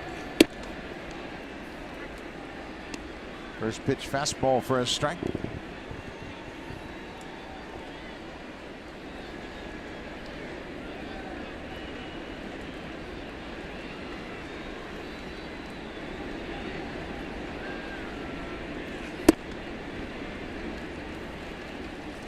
Remember, we had that shot of Pillar talking with Brooke Jacoby about opening his hips or maybe opening up a little bit too quick. It looks like he's trying to stay on that breaking ball just a little bit longer. He's going to get one.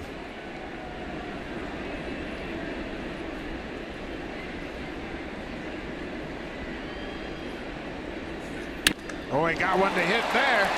Get up, ball. Get up, ball. That ball is going to be caught by Hoying, and he flips the ball to the Shields after he crashed to the ground. Pillar drove it high off the wall. Hoying stayed with it, slammed up against the fence, and he's still on the ground on the warning track. Well, he gave up his body. It looked like his face went right into that auxiliary scoreboard and held on to the baseball. What a catch by Jared Hoying.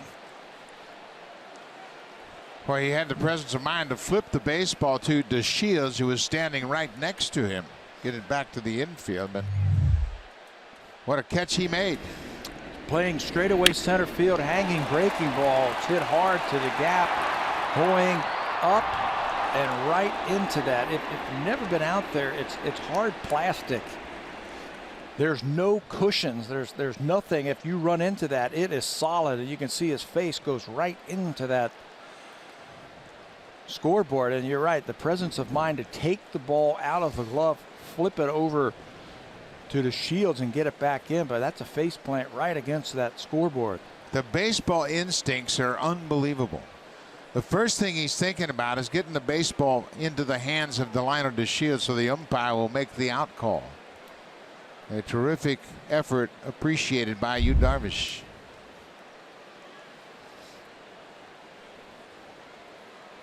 The thing you start worrying about when you see that face go right into that scoreboard is concussion.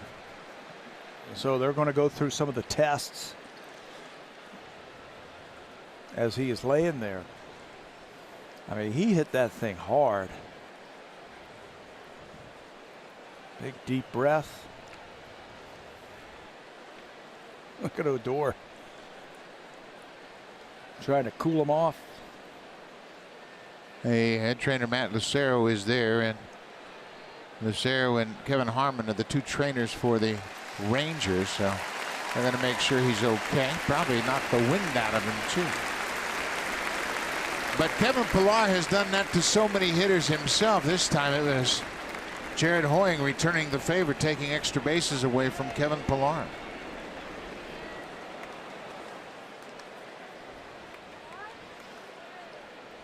Pillar put a good swing on that breaking ball.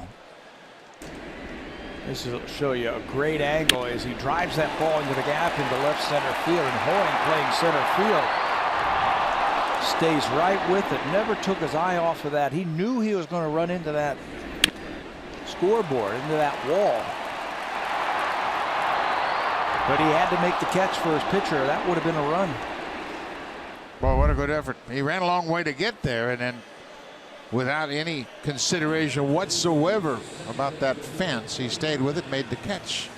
Second out of the inning, and a big one. So Maile is still at first base. He walked with one out. Now there are 2 outs for Devin Travis. Travis has a 10-game hit streak on the line. He's 0 for 2 so far this afternoon. The Blue Jays have just 2 hits.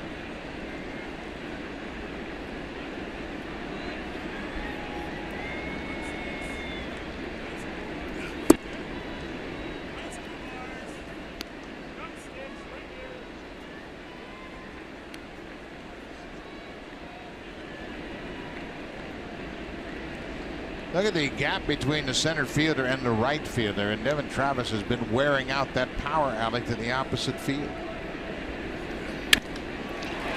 Line drive to center. Maile goes first to third. Devin Travis extends his hit streak to 11. That is right in his power alley.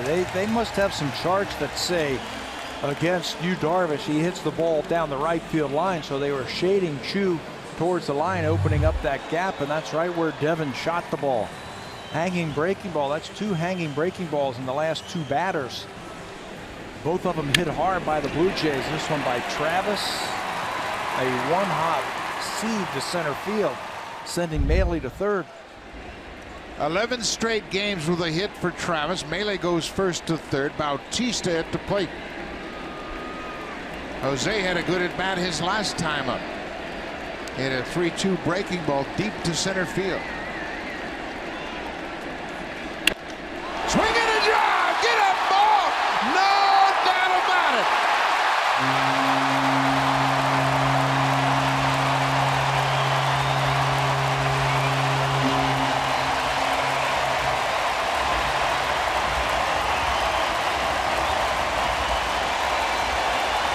He had a great at bat his last time up. Got a 3-2 breaking ball he just missed. This time he didn't miss it. That's 3 straight batters that the Blue Jays have been on his slider. He's hung a couple of them. Pilar drilled one to center. Travis drilled one to right. I don't know if Chirinos had picked up on that, but Robinson Chirinos, the catcher, wanted curveball first pitch. And Darvish shook him off. He said, let me go to my best pitch, the slider. And Bautista took it out of here. Jose Bautista's second career hit against Yu Darvish, and it's a big one. A 3-run home run. What a pretty swing. This one just stayed right there for him. You mentioned it, his last time up, he just missed it. Took Hoying to center field, where he hauled it in right at the base of the wall. That time he's not catching that one. 6 straight games for the Blue Jays with a home run. Great timing, good separation from his hands and his front foot. And the Blue Jays have the lead. Yeah, it's all about timing and getting that front foot down, and those pitches on the inside part of the plate that he was once missing, he is now drilling and hitting hard. Jose's now up to 9 home runs this season. 26 RBIs. Might have been his splitter that time. We haven't seen many of those. This entire team has been exchanging information all day long. And it's taken them to the 5th inning to break through. 2-2 pitch. Just low. The Blue Jays now have tied the Astros and the Rays for the most home runs in the month of May. Oakland is there at 38, Baltimore at 35, and the Blue Jays, they have come back with a vengeance in the month of May. Morales takes ball 4, second walk of the inning. You know, I told you that Pilar hit a breaking ball hard. Travis hit a breaking ball hard, and I think Chirinos picked up on that. Watch him, he's going to go curveball. Give me that curveball, and Darvish says, no, I got to go to my slider. It's my best pitch. Chirinos might have been right, because that's a hanging breaking ball, and that ball is knocked out of here. Everybody knows it. That it's not coming back. The Rangers starters have been hit hard. Lately, they've given up an ERA almost at 10. And it's been a real concern. The one bright spot had been Yu Darvish, but one swing of the bat changes this ball game. This is a great shot. How far that ball goes and how fast it gets out of here. Hanging off the back wall of the bullpen.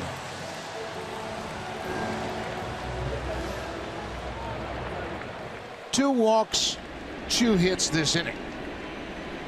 The Blue Jays were held hitless through the first 3 innings. They got a couple of hits in the 4th, 2 more here in the 5th. Smoke goes after the pitch and drives it to left. DeShields a long run. It's not going to be caught. Bounces out of the ballpark for a ground rule double. That cost the Blue Jays another run as Morales has to stop at 3rd. And that's unfortunate. I thought once he got glove on it, he was going to knock it down and keep it into the playing field, and that would have been a chance for Morales to circle the bases. Ball slices down the left field line by Smoke. DeShields with that great speed gets there. It's off of his glove and then out of play. Lionel goes and looks for it, but it's out of play. Another extra base hit for the Blue Jays. Boy, he hit that wall hard too. Ball bounced out of play, but what an effort by DeShields. He did everything he could to make a catch on that. So Smoke has another double. That's 7 doubles for Smokey. Russell Martin has been hit by a pitch and singled. The Rangers are going to a tough stretch. They've lost 4 in a row. They have not played well on the road this season. They're 8-17 playing away from Arlington. The outfielders giving up their bodies on a couple of those plays. Martin going after that first pitch. Well, Luke Maile got it started with a 1-out walk, and then Pilar was robbed of an extra base hit for the 2nd out of the inning. Travis extends his hit streak with a single, and Bautista caps it off with one swing of the bat. Couple of big runs on base for Russell Martin right here. Yeah, don't leave him out there. You know, when you're playing somebody like the Texas Rangers with the firepower that they have, you got a chance to score some runs. You got to cash them in.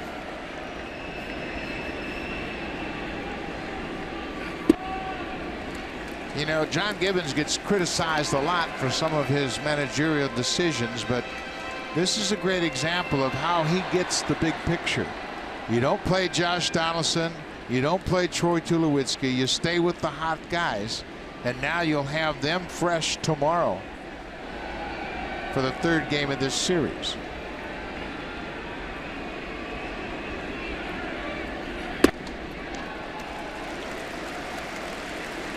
Three and 1 to Russell Martin.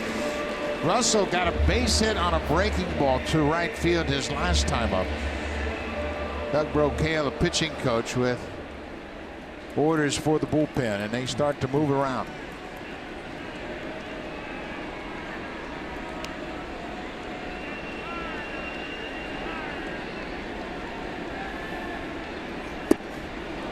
The breaking ball. Yeah, 3-1 breaking ball. It was almost automatic, wasn't it? Kenrys Morales drew the 2nd walk of the inning off Darvish, and then Justin Smoke hit a ground rule double that bounced out of play down the left field line. Ezequiel Carrera waits on deck. It's a full count with 2 outs.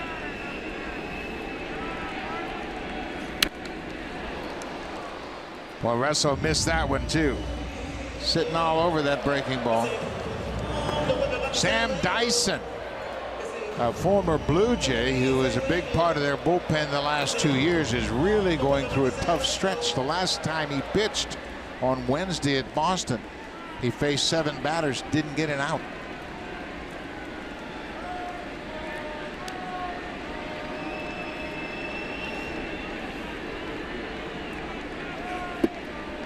Russell takes the walk. That's 3 walks in the inning.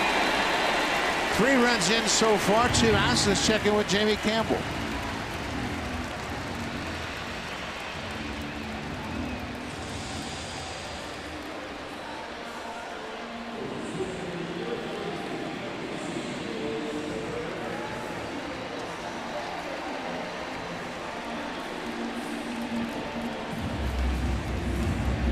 Thank you very much, and the bases are loaded.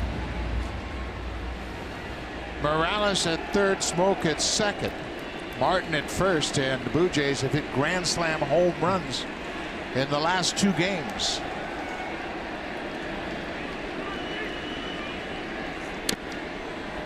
And Carrera has a home run against Yu Darvish. It came in the playoffs last year. You got that one to right field.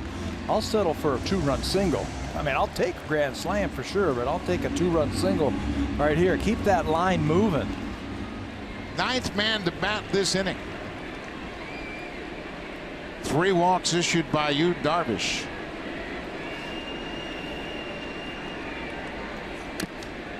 That was the pitch right there. That breaking ball that started outside and ended up in the middle of the plate, and you see Carrera upset with himself, shaking his head, saying, I should have hit that one.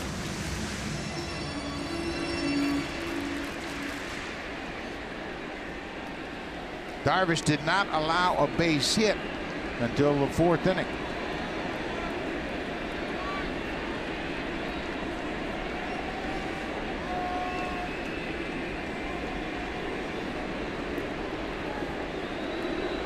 Again, Chirinos going to the mound to talk about this next pitch. A pivotal inning indeed. Blue Jays have a 3-1 lead. The prospects of going to the bullpen, not that promising for Texas. They have the 2nd worst bullpen ERA in all of baseball. And they've been working a lot lately. 6 2/3 last night. 3 pitchers combined to give him 6 1/3. 0-2. Bouncing ball foul.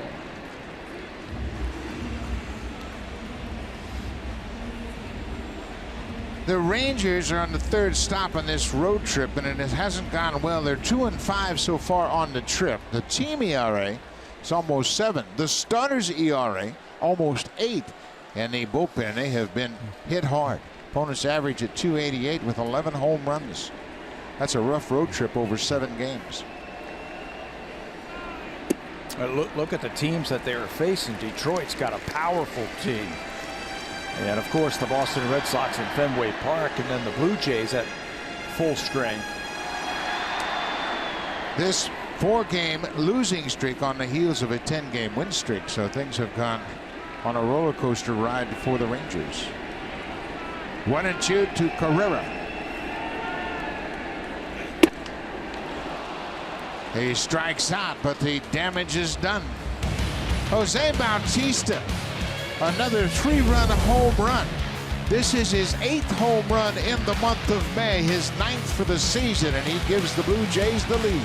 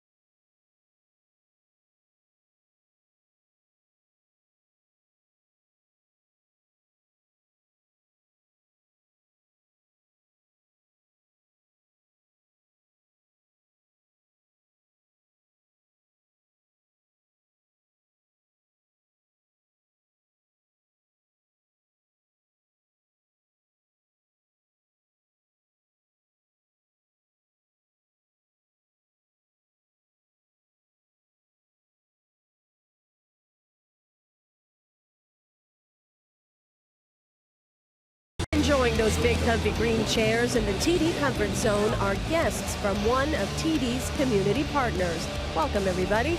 And don't forget Canada's James Hinchcliffe takes on a field of greats at the famous Brickyard. Enjoy the 101st running of the Indianapolis 500. That's tomorrow on Sportsnet 360. Bye. Thank you very much, Hazel. Certainly an interesting sporting event, one of the best sporting events in all of sports. That'll be tomorrow. Marco Estrada now pitching with the lead. Marco has 8 strikeouts through 5 innings. He got Andrews his first time up. Threw him a great curveball.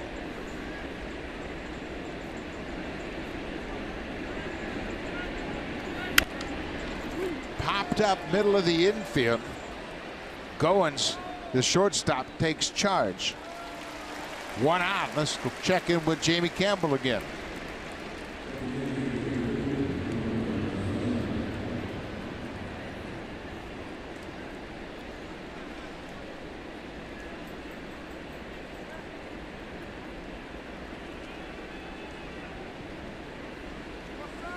Thank you, Jamie. Do you know how everybody discounted the signing of Matt Holliday? Yeah. 9 home runs, 30 RBIs, and veteran leadership. Joe Girardi was telling us in spring training how all the young kids were following Matt Holliday around in spring training. He's a leader. The Pied Piper of the Yankees. Nomar Mazara has not had much success here. He has 1 hit in the series to this point, and that was a swinging bunt in the 9th inning last night. Another pop-up. Estrada beating these hitters with that high fastball. Goins for a second time. Dropped the ball, it. and now they're going to play on Mazara, and they get him out. Oh, my! Andy Fletcher at second. Waving safe as Goins didn't have it. Mazara just kind of nonchalant drifted off the bag, assuming he was going to be out, and the Blue Jays reacted quickly. You know what he did, Mazara? He ran hard on that pop-up, not wanting to jog down the first base line. He ran hard, and he was halfway between first and second when the ball was called not a catch. See Mazara taking off. Goins catches. And as he was taking it out of his glove, he says no catch. And alertly, they throw behind him and get him at first base. Mazara does everything right, and here he takes his eye off the play, and that's what cost him. Then he recognizes that they make a play on him. It was too late, but once he took his eye off Goins, he didn't see the ball drop. Looked like Goins was trying to take the ball out of his glove and in the transfer. Yeah, that's just like a double play, and you would think that would have been enough for the catch, but it's what the umpires read to as a voluntary release. This is an involuntary release, as the ball never got into his bare hand. And you can see how surprised he was at the call.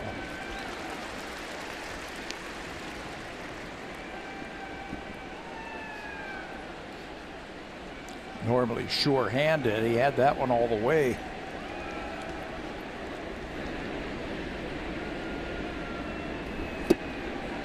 Estrada, another good pitch that cut her down and away. That last play on Mazara, it's an error on Goins, and Mazara is retired 6-4-3 as he rounded base too far. Second error for Goins this season. So if you say baseball is boring, I don't buy it. You see something different every time you come to the ballpark. As sure-handed as they come at shortstop. I bet you in the future when he catches a pop-up, he'll hold it just a little bit longer.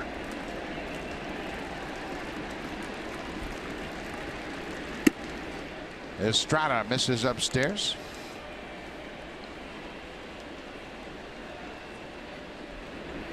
We mentioned Marco has pitched 6 or more innings in 9 of his previous 10 starts. He's on the verge of closing out the 6th here. You know what? Managers just want predictability.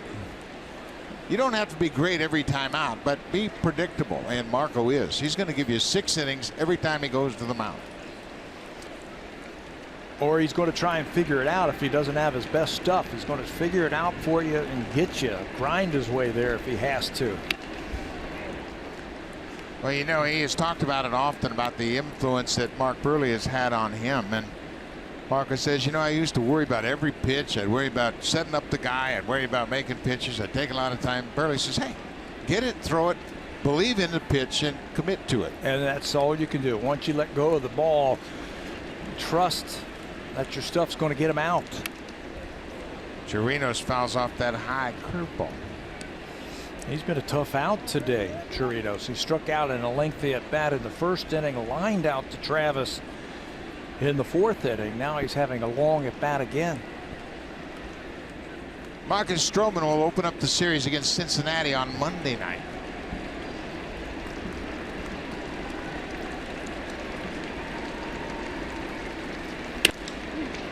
Chirinos stays on that cutter and singles it into center with 2 outs. Marco Estrada, 12 strikeouts last time out, 8 so far this afternoon.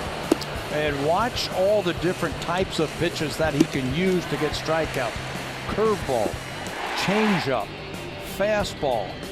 There's another dead fish changeup right there. He can go upstairs if he needs to.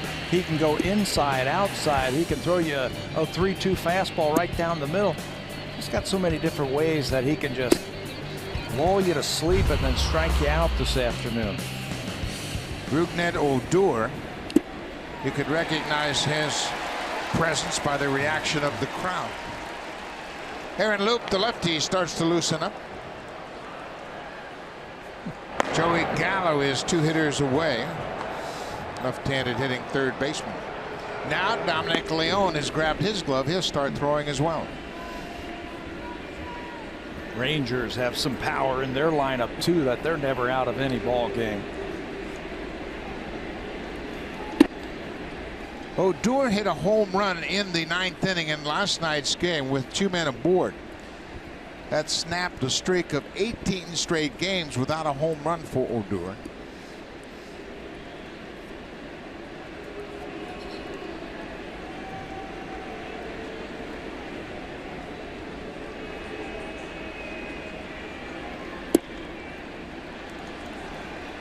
Just missed the corner down and away. Odor had a 2-strike base hit to left field on a curveball his last time up. Those 3 runs that you were talking about that the Rangers scored last night came after the first 2 guys went out very quickly in the 9th inning.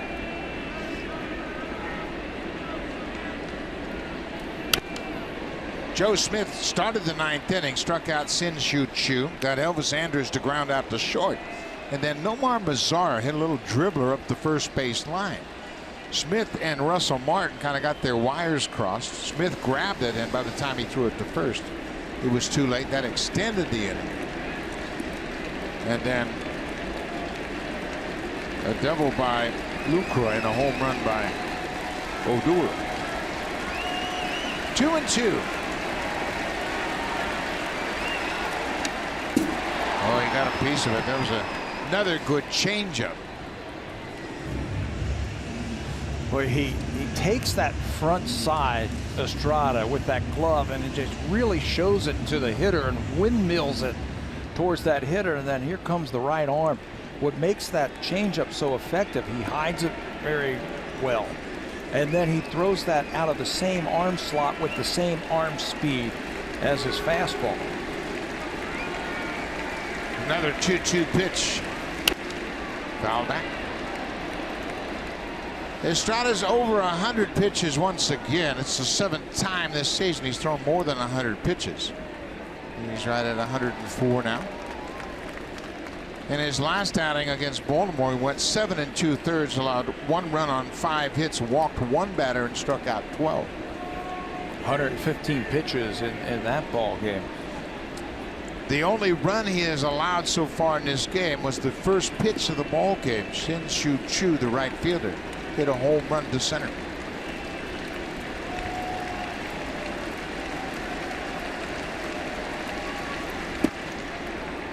Odor's having a good at bat. He's having a very good at bat.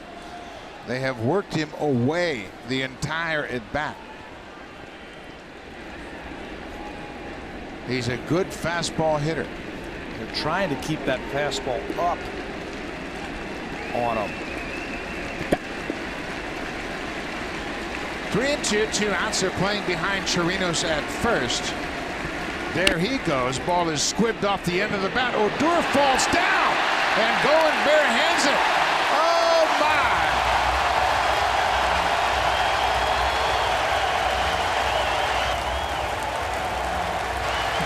That was going to be a tough play for Goins, but he handled it barehanded. Odor slipped out of the batter's box, and that ends the inning. Marco Estrada, another 6-inning outing. Odor with a mighty cut, stumbles and falls. Goins throws him out to end the threat.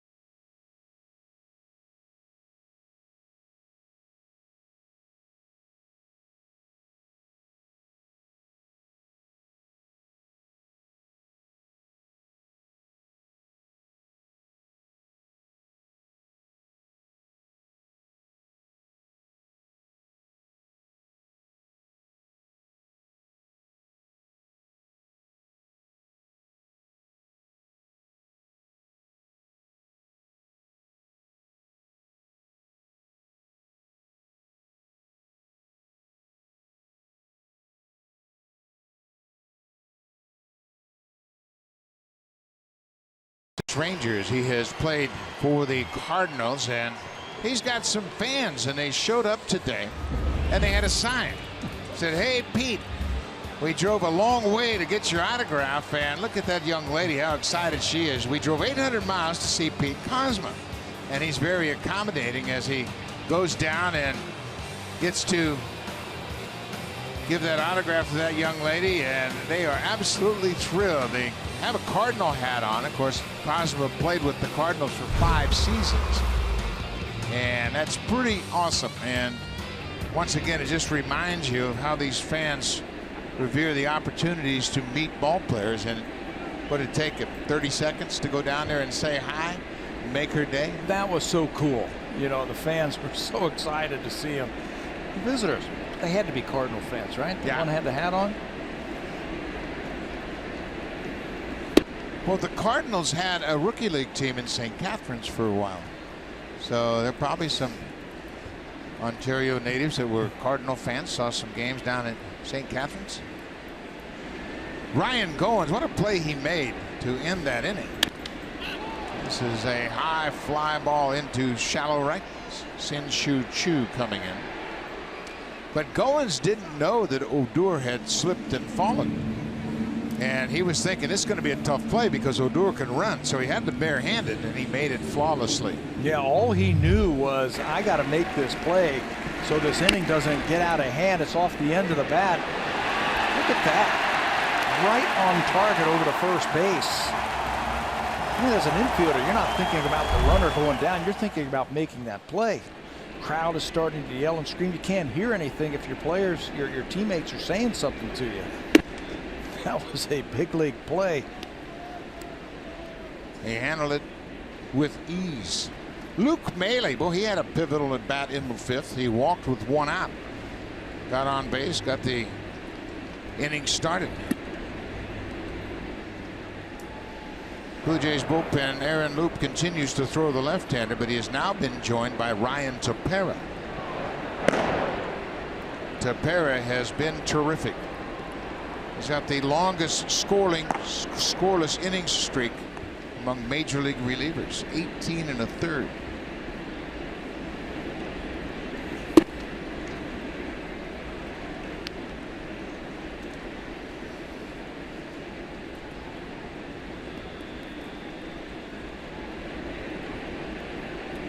Doug Brocail checking on his bullpen. Maile hits it on the ground. Andrews bobbles it, picks it up. Going to be another error on Andrews. That will be his 10th error of the season. He had a lot more time than the way he played that. Just got a little bit too quick as that ball got to him. Maile hits it hard, but it's right at him, and he just pulls the glove up too quick. Look it into your glove, take your time. It's in the glove, and it's out of the glove. Right on the edge of that turf and the dirt infield. 10 errors for the shortstop. So that'll turn the lineup over. Kevin Pillar was robbed of an extra base hit back in the 5th. He is so used to taking hits away from other hitters that Jared Hoying, the center fielder for the Rangers, returned the favor. He made a terrific catch, slamming into the fence in left center. That's when things started going sideways for Yu Darvish. There were 3 hard hit balls in a row, starting with that Pillar hit. That's a borderline strike, 1-1. Pillar crushed that ball to center. Then Devin Travis had a solid single into center field to extend his hit streak, and then Jose Bautista just crushed a 3-run home run.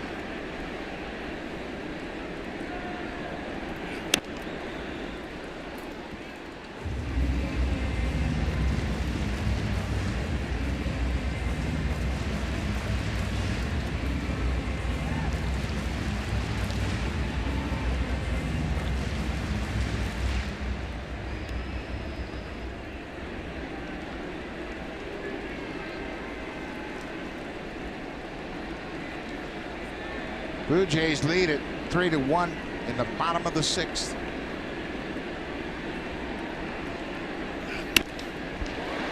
Fly ball into center. Pilar is retired.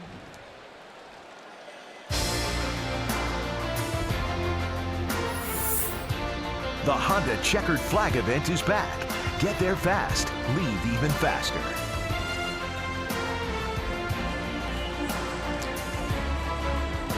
One of the most beautiful sights in North America, CN Tower standing guard over Lake Ontario.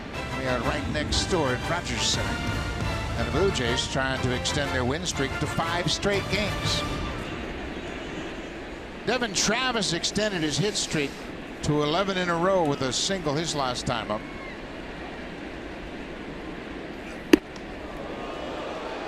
Fastball up and in. Just trying to keep those right-handed batters off of his slider. Or that fastball inside every now and then. I think this might be his last batter. Yeah, it's getting close for sure. 108 pitches for Darvish. Fly ball into center. Not a problem for Hoying. The inning is over. Yu Darvish, 6 innings, but he trails 3-1. We go to the 7th.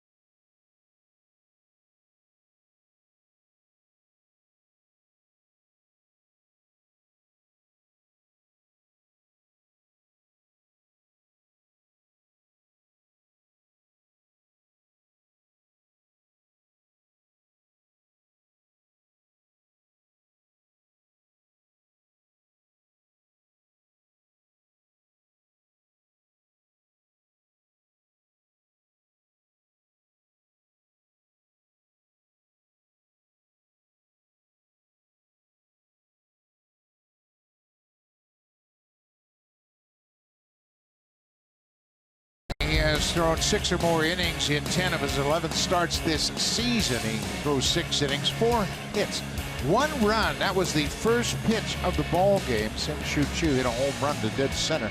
He walked just 1 while he struck out 8.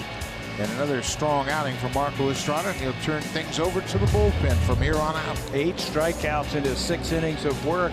First one out of that bullpen. It's going to be Aaron Loup. Aaron pitched in yesterday's ball game, faced 4 batters, retired all of them. This is his 22nd game of the season. An ERA of 2.41 for Loup. There's some left-handers scheduled this inning, so John Gibbons is going to go to Loup for the 7th inning. He did a great job yesterday in an inning and a third. Well, there are a couple of potent bats on the bench for Texas. 2 right-handers, Jonathan Lucroy and Mike Napoli.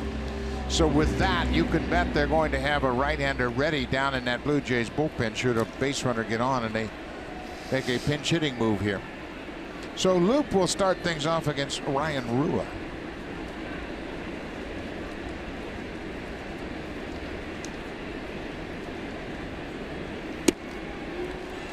Loup has reverse splits this season, meaning he pitches more effectively against right-handed hitters than he does lefties.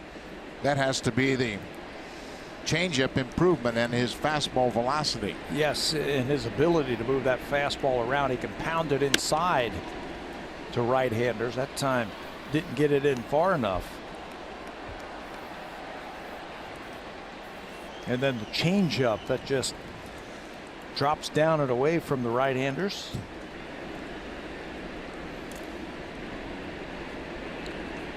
Lefties hitting .231, righties hitting .222 against Loup. Well, a good fastball. Perfect spot down and away. One away here in the 7th. Well, you mentioned he's had success against righties. That didn't take long. 3 pitches. Rua strikes out. A changeup and a couple of fastballs does the trick this time. You know, we don't see Loup for extended outings, inning and a third, but he's got a lot of deception in his delivery.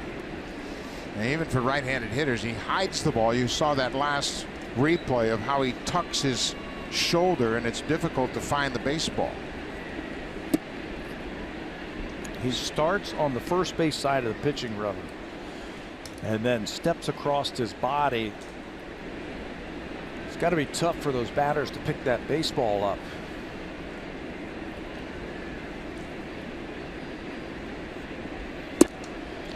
Well, it's really important for Loup to come in and throw a lot of quick strikes. You don't want the batter to see a lot of pitches and get a pretty good feel for the release point. So the quicker you have resolutions to the at-bats, more effective you're going to be. Little looper.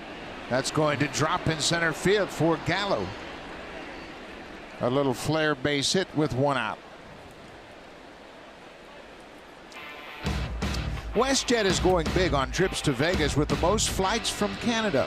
Take a swing at your WestJet Vegas surprise and book now for the whole team at westjet.com/Vegas. And who wouldn't want to put a trip together to go to Las Vegas? Well, John Gibbons, we mentioned that they have those potent right-handed bats on deck, and they're going to call upon one right now, and that's going to prompt John to make a pitching change here. Aaron Loup strikes out of Rua, gives up a bloop base hit to Gallo. And Ryan Tepera will come in to face the pinch hitter Mike Napoli, who will bat for the center fielder.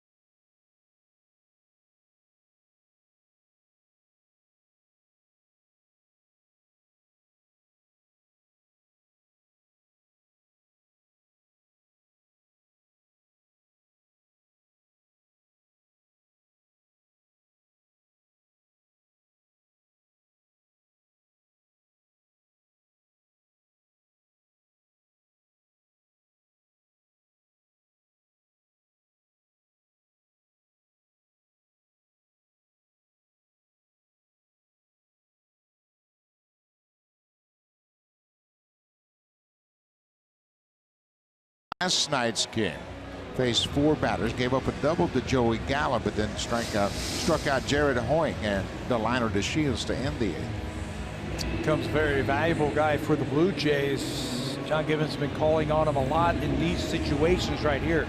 Bridge innings to get to the back end of that bullpen, and he has responded. His breaking ball has been really good. That's where he's getting a lot of his strikeouts, with that sharp slider. First batters have been very important for Ryan Tepera. Retiring the first batter has certainly allowed him to put together this great streak. He faced Mike Napoli last night. Napoli popped out to the third baseman in foul territory.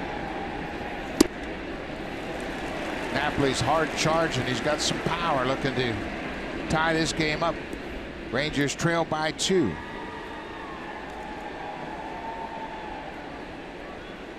Napoli 0 for 2 against Tepera.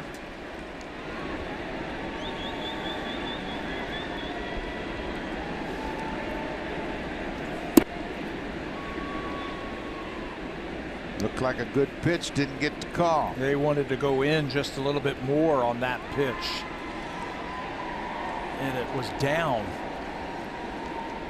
A lot of teams have been pounding Mike Napoli in. He's only hitting 175 this year coming into this series on inside pitches. But be careful, don't miss.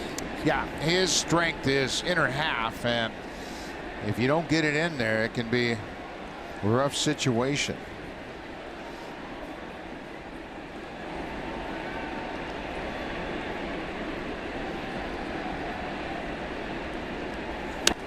Got it in there.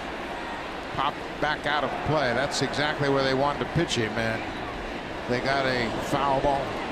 Yeah, he missed on the previous pitch. It was in the middle, but it was down.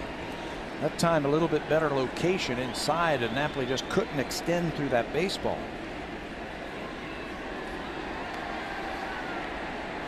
Napoli has sorted things out lately.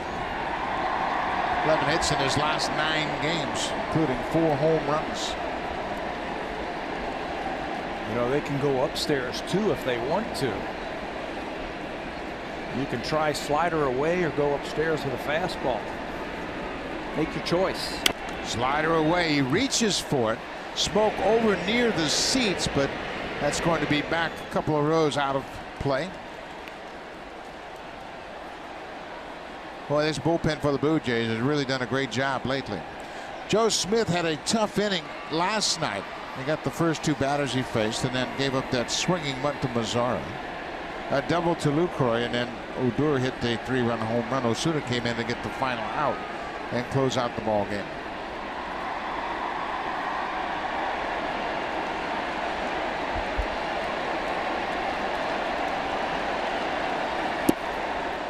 Too far outside. Napoli wouldn't chase.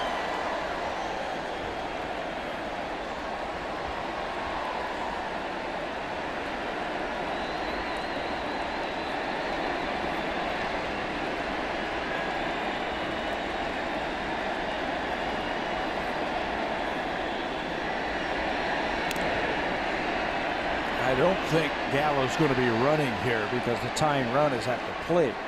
Although he's 4 for 4 in stolen bases, I don't think he's going to try and test it here with a home run hitter at the plate. Now that's why Napoli's up in this situation with the man on.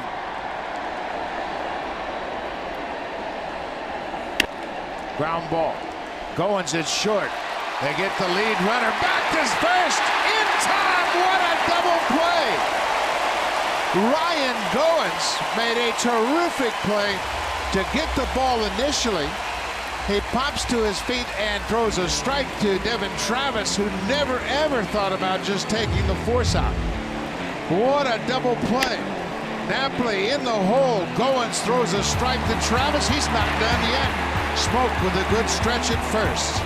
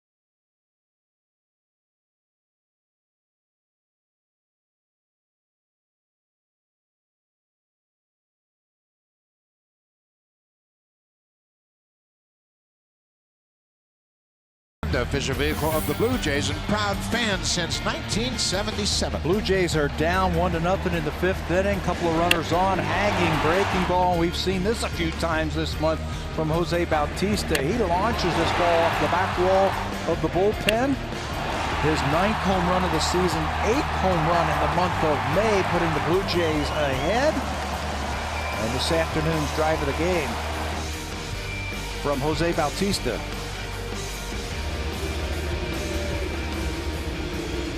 Jose Bautista will face Sam Dyson. We mentioned Dyson's having an awful start to his season. He's 1-5 with an ERA at almost 12. He's thrown just 14 in the 3rd. Right-handers are hitting .318. Look at the left-handed batting average. .565, and he's trying to get things sorted out. Defensively, some changes for the Rangers. Napoli came in as a pinch hitter, takes over defensively at first base. Ryan Rue, who started at first, moves to left field. And the left fielder, Delino DeShields, takes over in center for Jared Hoying, who was pinch hit for it. So a lot going on here. We're in the bottom of the 7th. Bautista has been the sole provider for the Blue Jays today. A 3-run home run in the 5th.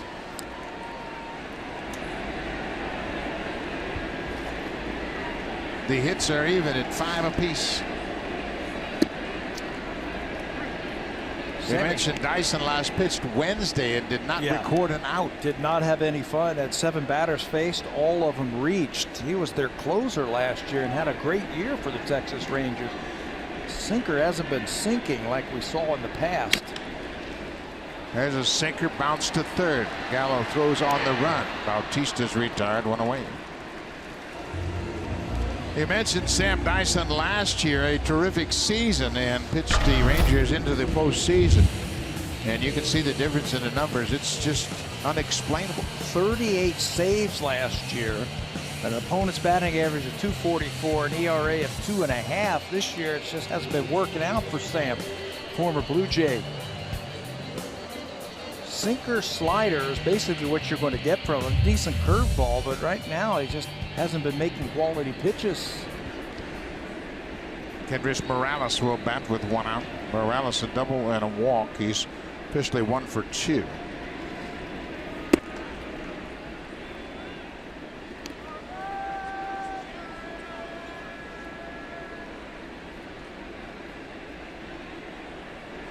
Morales has homered in 2 straight games going back to Wednesday afternoon in Milwaukee. Breaks his bat. The barrel goes all the way out onto the infield dirt. 2 up, 2 down for Dyson. Yu Darvish, the starter, was breezing through 3 innings. The only 2 batters that reached were both hit by pitches. Then the 4th inning was a different story, and the 3-run 5th inning was the undoing of Yu Darvish. 6 innings, 5 hits, 3 earned runs. He gave up the 3-run home run to Bautista. Only the 2nd hit for Jose against Darvish in his career. Yeah, and it was just a matter of about 3 or 4 batters where he hung a couple of breaking balls as Joe Smith starts to warm up for the Blue Jays. But those 3 or 4 batters did some damage and got the 3 runs for the Jays. Now it appears as though Smith will come in after Ryan Tepera got the double play. Smoke had a ground rule double just inside the left field line down the corner.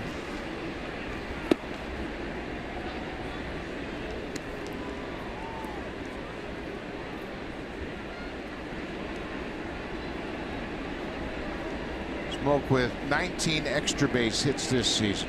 7 doubles, a triple, and 11 home runs. 1-1 off the end of the bat. Sam Dyson gets 3 ground ball outs on just 7 pitches. So we'll go to the 8th. The Blue Jays with a 3-1 lead. Joe Smith coming on.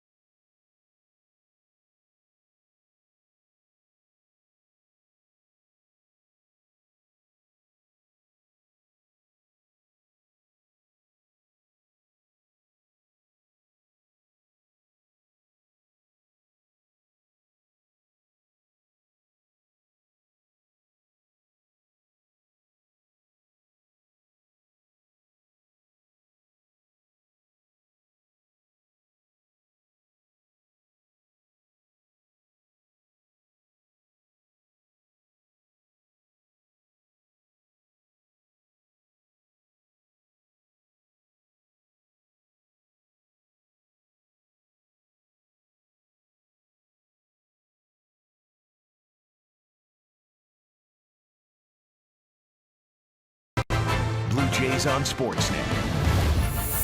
Presented by the rugged Honda Pioneer Off-Road family. Your adventure begins here.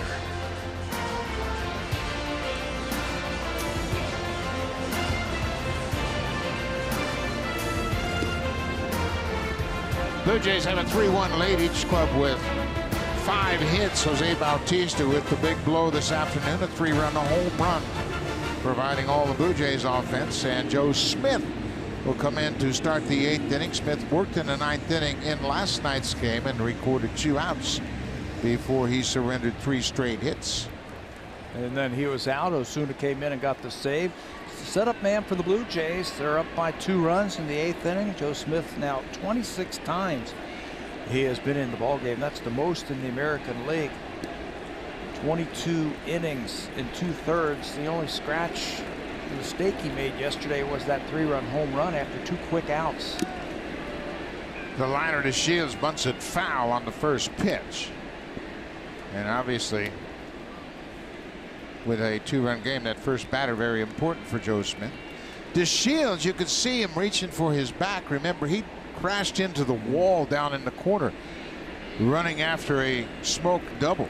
He hit that side fence very hard and might have jarred his back, and he hit his head and shoulders into the fence. But after that bunt attempt, he looked like he felt the impact of that blow. He has struck out twice so far this afternoon. Joe Smith has really been throwing the ball well, and despite the 3 runs last night, he has good location, great movement on his fastball. The slider is tight, quick.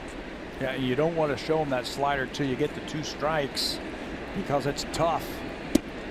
There it is. Gunnar Wendelstedt, the veteran umpire, down at first, indicating no swing.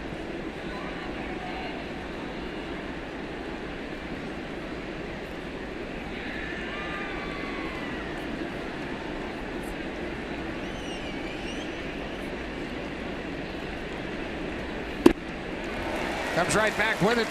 Strikes out DeShields to start the top of the 8th. 1 away. 3 strikeouts on the afternoon for the left fielder. He can sweep that thing away from the right-handers, or he can elevate it like he did that time. Gets underneath that one. Look at that thing go up and out. Really messing up the timing of that hitter. Picks up another strikeout. And DeShields looked like he was very tentative, walking back to the dugout as if maybe tweaked something in his back when he hit that wall. 1 out, back to the top of the order. Shin-Soo Choo, a solo home run in the first, his 5th of the season.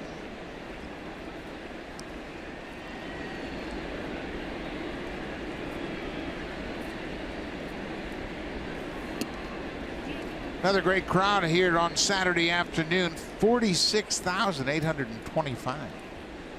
Second straight crowd over 40,000. Been treated to a great ball game. Another great game, great pitchers duel this afternoon. Chile's off that pitch. 3-0. As we mentioned, this is a 2-run game, so you want to try to keep the Rangers from getting that tying run to the plate. Elvis Andrus is next. Plenty of firepower. This is why they have Chu in that leadoff spot. He's got a good on-base percentage. Not afraid to take a strike.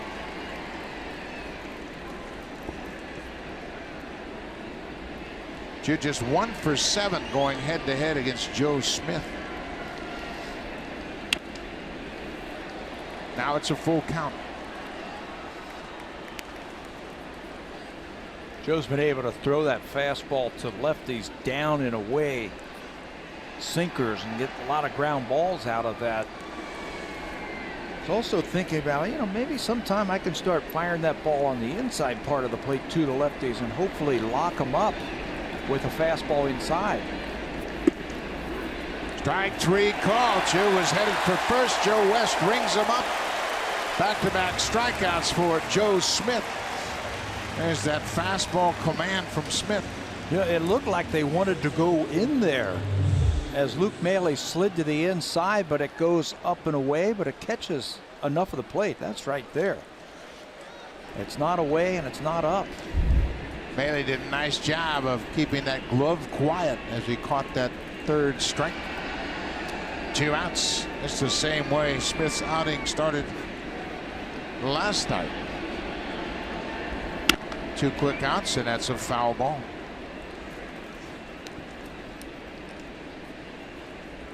Smith retired Andrews on a ground out. Second out of the 9th inning last night. His shortstop 0 for 3. He's also committed an error this afternoon. For Andrews, that's his 15th career error committed against the Blue Jays in just 68 games. That includes the postseason.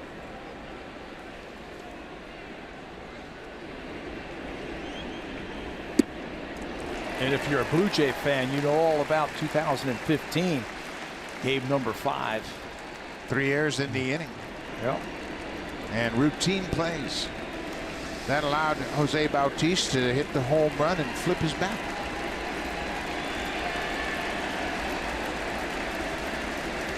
Way outside. Now it's 2-2. Blue Jays trying to win their 5th straight game. And if they do, they'll be 3 games under 500. John Gibbons, his steady at the wheel approach proving to be the right one for this ball club. He knows it's a long season. I mean, a long season. Let me get my guys back. Let me get to 500, and then we'll see where that takes us. A reminder that Francisco Liriano will make a rehab start tomorrow for AAA Buffalo in Charlotte. Jay Happ just had a rehab appearance, and there is the outside possibility he might start on Tuesday. Blue Jays need a starter that day against the Reds. Joe Smith. He strikes out the side, and Andrews asking for the appeal. And Joe West changed his mind. I think he caught that ball. He changed his mind, and he said, you know what, that's strike 3. But then Andrews asked him to look at the baseball. He said, look at John, it's got dirt on it.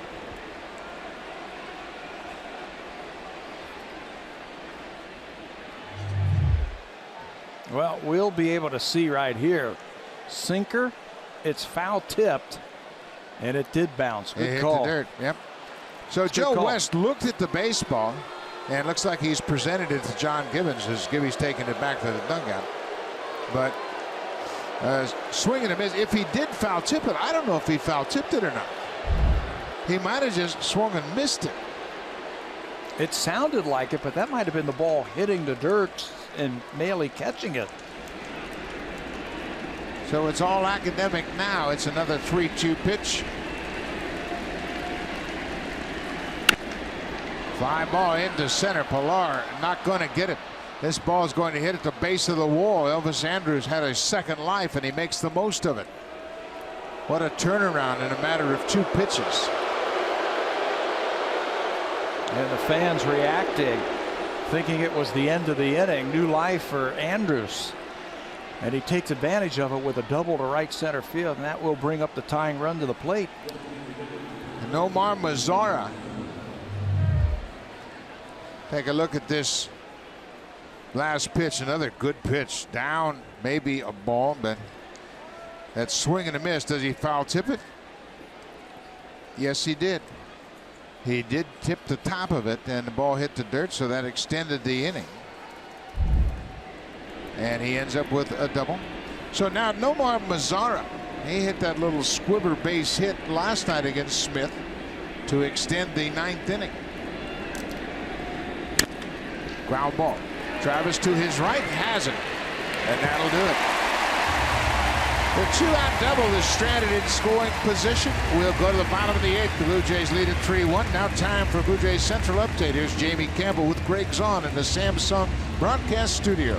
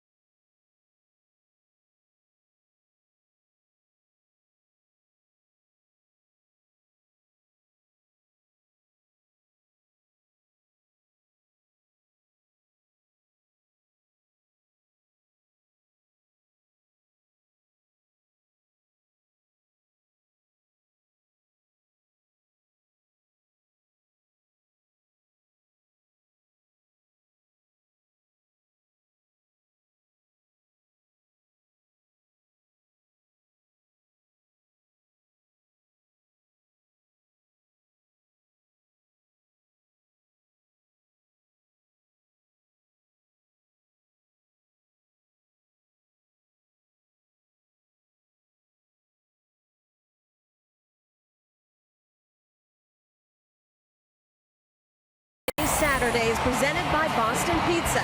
Join us pregame outside gates 5 and 10 for inflatables, activities, and lots of fun. After the ball game, kids 14 and under can run the bases just like the pros. For tickets, visit BlueJays.com. Bottom of the 8th we go. Buck Martinez and Pat Tabler, guys. Thank you very much, Hazel. Indeed, a great turnout for Junior Jays Saturday. After the bases, kids can run the bases, and you see the young ladies with the decals, and they have a lot of activities for the kids prior to the ball game. So if you've never brought your kids down, check out the next Saturday. That'll be against the Yankees. And come on out. Not only you see a great AL East ball game, but you'll have a chance to get your kids on the field. This is Russell Martin, the third baseman. That's right, the third baseman, making his 4th start of the season at third base. Russell says, you know what, I feel great if I need to turn things over to Luke Maile. He's done a terrific job behind the plate. Pitchers have confidence in him. He was also telling us yesterday that the first game that he played at third base this year, it was just nerve-wracking. He said, I was in on every pitch and I was anticipating every ball hit down to me. But then once I started playing there a few innings, the next couple of times, it almost felt like a day off for me. Didn't have to put the gear on it every day. Well, you know, when you move to a different position, every play, you're like, oh, don't hit it to me. Don't hit it to me. Worry about your positioning, worry about the pitch. Had a lot of things going on, but after that first game, he got back into a normal routine. Didn't he say he was mentally drained after that first game? There's a high strike.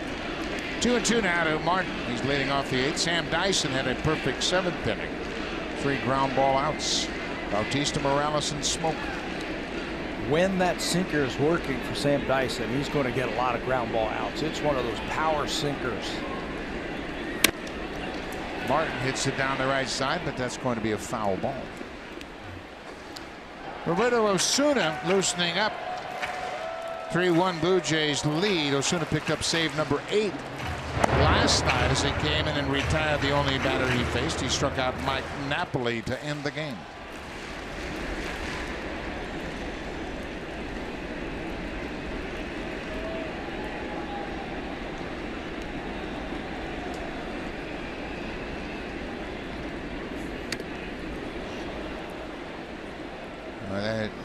Chirinos inside the right leg.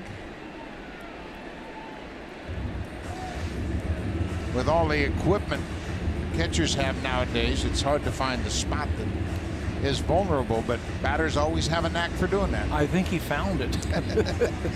Just his tippy toes are hanging out from those shin guards. And it looks like Russell might have found it. Slider right off the end of the bat. Well, right inside that right ankle.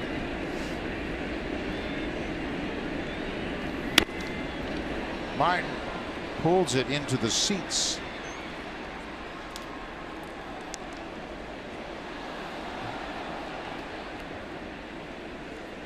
The Blue Jays have gone 14-9 in the month of May, inching their way back toward 500. And that's the first goal in my mind. You get to 500 and then you take a breath and said, okay, where are we? Where are we in the standings? Where are we? Who are we chasing? And what do we have to do from here? Martin strikes out, 1 away. This copyrighted telecast is presented by authority of Rogers Blue Jays Baseball Partnership and may not be reproduced or retransmitted in any form. And the accounts and descriptions of this game may not be disseminated without the express written consent of Rogers Blue Jays Baseball Partnership. Beautiful swing by Jose Bautista has provided the Blue Jays with the only runs of the day. A 3-run home run, his 9th home run of the season. Guerrero bounced it back to the mound and he beat it. Dyson was a little too deliberate as he came off the mound, took his time, and Carrera just legged it out. And the first baseman, Mike Napoli, because he's got to put that inside leg on the base, can't really stretch for the baseball. So that allows Carrera to get down that line. There's the bunt back to the mound. He takes his time, yes, but Napoli can't stretch for the baseball, and he beats it out.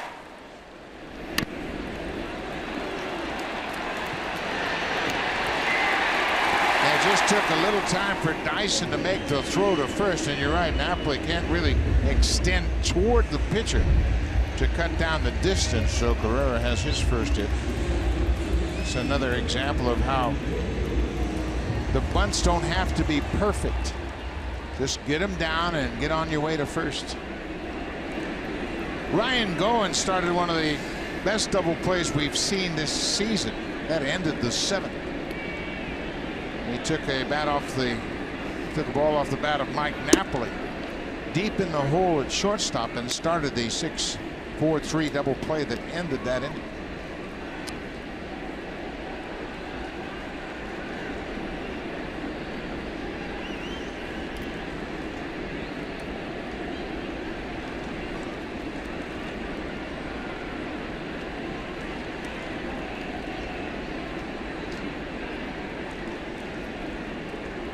The double play, the 48th turn by the Blue Jays, and this was a pretty one. Yeah, it doesn't get any better than this. A hard smash that he corrals, makes a throw to Travis, and the impressive part about that was Devin Travis said, I can still turn too. Stayed right in there as the the runner slid into him. You know, that's just a product of Travis and Goins working so well together over the last month or so. And they come out and they practice those double plays, and they practice them from unusual angles, and that certainly paid off. Devin with a terrific turn. But you got to know who the runner is, and you got to know how hard he hit the ball that you had a chance.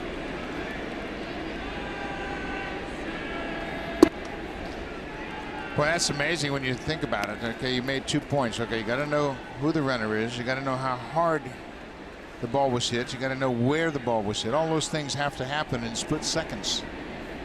And he handled it and turned a big double play. Got the Blue Jays out of trouble in the 7th inning. Now get a base hit.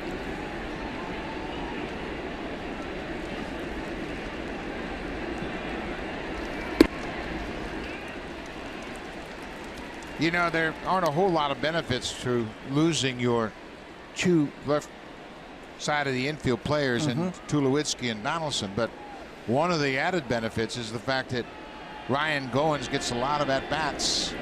So now when his playing time will diminish, you can shoot him in there from time to time knowing that he's not that rusty. Yeah, and keep him fresh, and he'll do something to help you out.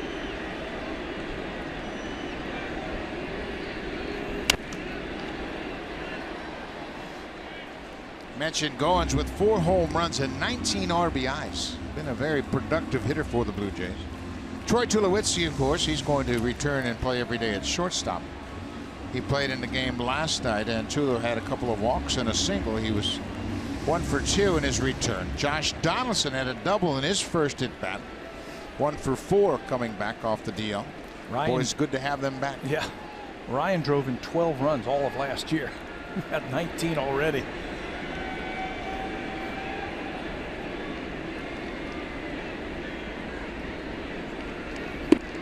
Outside. 3 balls and 2 strikes.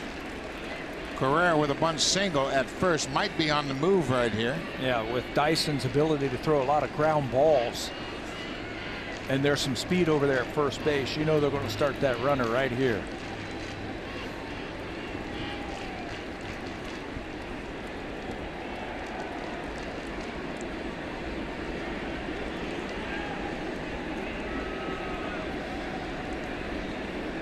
There goes Carrera. Ball 4. Another walk issued by Texas. That's 4 base on balls. Luke Maile, the scheduled batter, but now Chris Coghlan has grabbed the bat. He's going to come out and pinch hit for Maile. So the Blue Jays, seizing the opportunity to add to their lead, will send Coghlan up as a pinch hitter. Dyson in his 2nd inning of relief. Got to get those add-on runs right here, and you're also thinking about defense in the top of the 9th inning. This will allow Russell Martin to go to catcher. Now think about this. If they bring in a left-hander, they're just going to sacrifice Coghlan. Then you might see Josh Donaldson pinch hit if he brings in a lefty. It's going to be a right-hander, Tony Barnett, the right-hander. He is loose and ready, and they have made the change. And no, it's going to be a left-hander.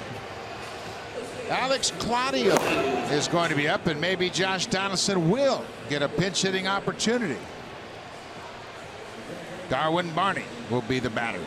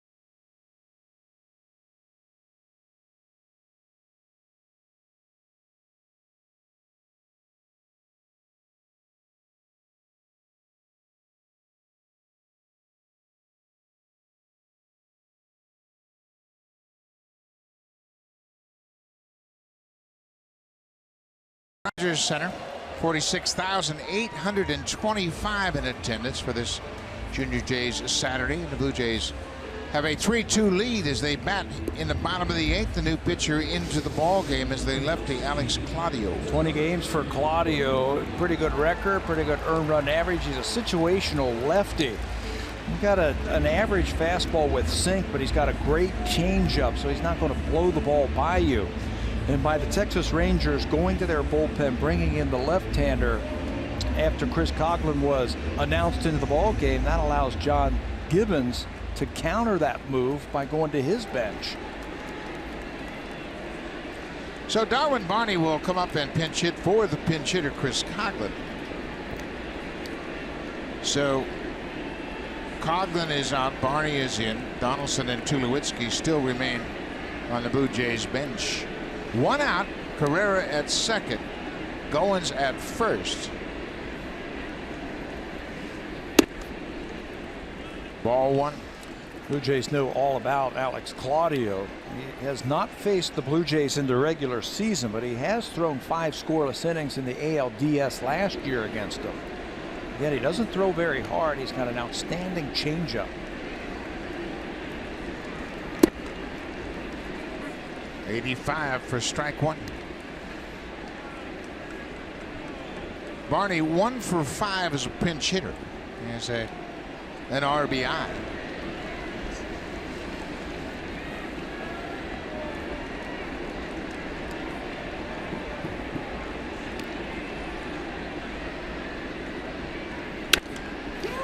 Off the glove of the pitcher, that'll take away any chance for 2. Ball in the dirt, all hands are safe. Claudio cost himself by swiping at that ball. It was headed up the middle to the middle infielders, and once it was deflected, the only shot they had was to first, and they can't make that play. That was almost deja vu all over again. I had flashbacks of Josh Donaldson trying to score from second base on a throw to first that was bounced. But Mike Napoli jumps on that thing quickly, and that keeps Carrera right there. Odor bounces it over to first base. Carrera thought about it, but goes back. And here comes Jeff Bannister. It's an infield hit for Barney as a pinch hitter. And Claudio looks like he is done. Tony Barnett was up earlier It should be the right-hander who's going to come into this game to face Kevin Pillar. So there is Barnett coming out of the bullpen. Pillar 0 for 3 so far this afternoon. The Blue Jays trying to add to their lead here in the 8th.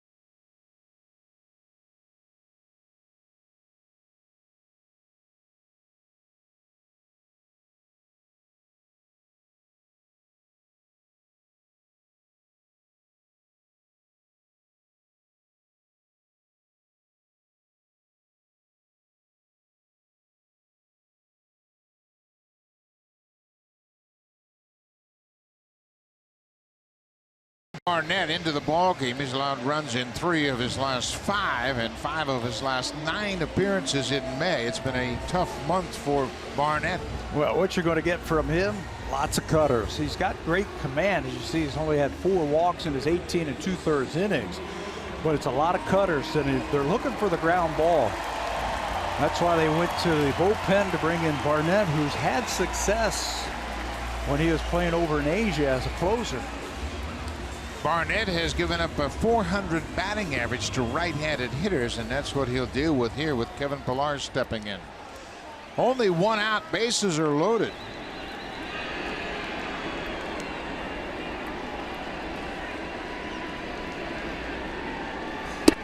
There's that cutter off the plate. Kevin Pillar cannot believe that that was called a strike. He thought he was in the driver's seat 1-0. I did too. Looked like it was way outside, and pitch cast suggested might have been. Pillar 0 for 3. He was hit by a pitch his first time up.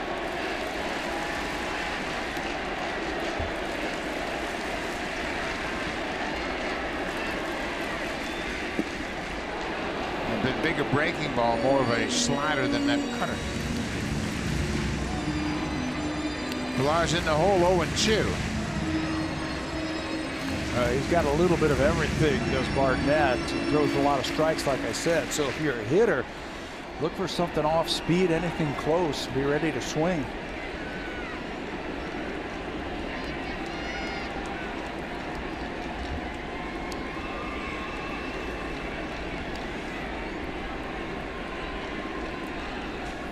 Way outside, not close. 1-2, 1 out. Blue Jays with a 3-1 lead. All the runs this afternoon have come in on home runs. Sin-Shu Chu hit a solo home run in the top of the 1st, and Jose Bautista a 3-run homer in the 5th.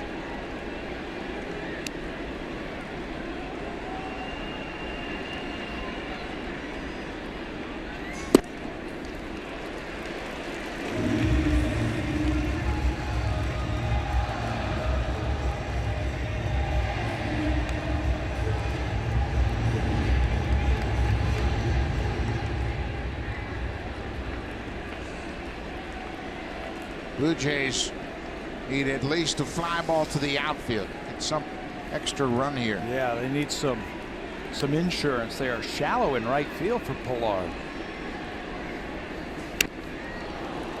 They're shallow at first base too. Mike Napoli is way in on the grass, anticipating a ball right at him.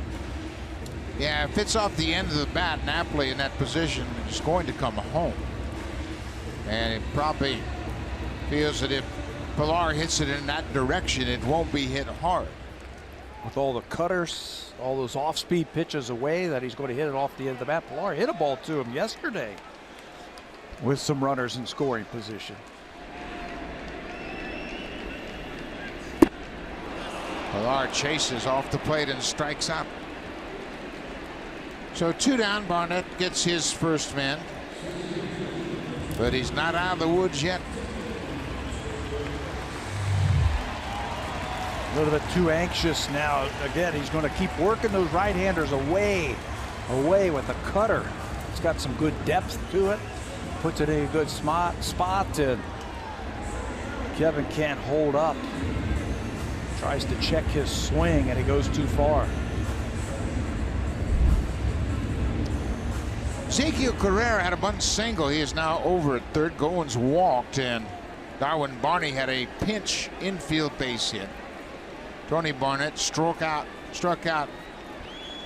Pilar. Now Devin Travis, who's 1 for 4. Travis's hit has extended his hit streak to 11 straight.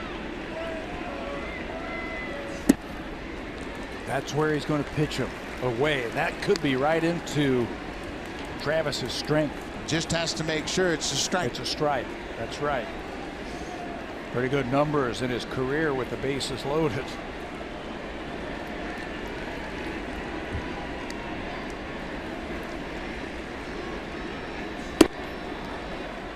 Wow. That's a generous strike zone. Same thing happened to Pilar in his at bat. And Devin Travis asking Joe West, man, is that a strike? Yeah. Hoping that it'd be 2-0 instead of 1-1. Thought that cutter was off the plate.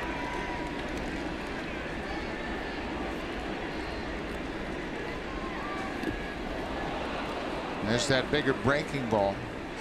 More of a curveball at 79 and 80 miles an hour.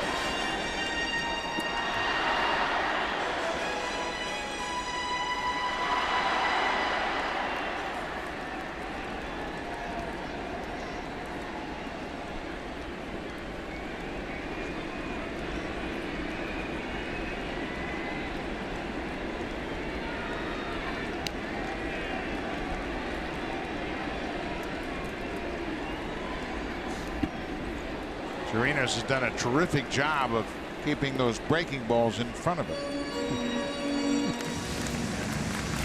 At the time, you're not trying to catch the ball. You're just trying to like smother it and keep it in front of you. This is textbook. Go down. That shoulder and that front side, that chest protector, bend forward so it just stays right out in front. He never raised his glove in an attempt to catch it. He just blocked up the 5-hole. 2-2, 2 outs. Blue Jays love to add to their lead right here in the 8th. Barnett strikes out Travis to end the threat. The Blue Jays leave the bases loaded. We'll go to the 9th. The Blue Jays have a 3-1 lead. Roberto Osuna coming on, looking for his 9th save.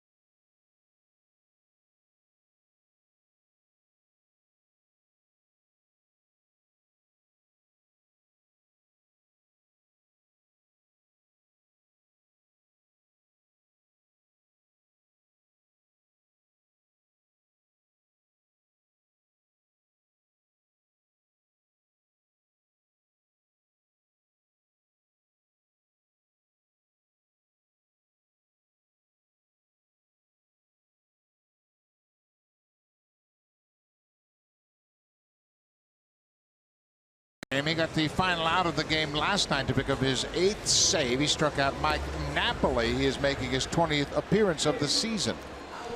And they added a cutter his last couple of times out, and it's been hard cutter with that fastball.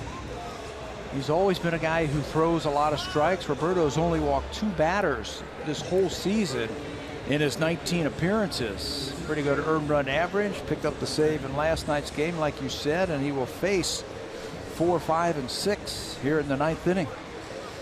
Russell Martin moves from third to behind the plate. Luke Bailey was pinch hit for by that man Darwin Barney. Barney takes over defensively at third. 3-1 lead for the Blue Jays, trying to extend their win streak to 5 straight games.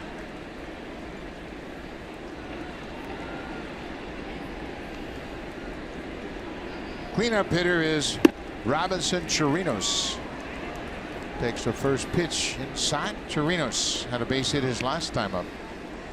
He's hit the ball hard twice today. He lined out to second in the 4th. He hit a rocket, but it was right at Devin Travis. He's had some good at bats this afternoon against the Blue Jays.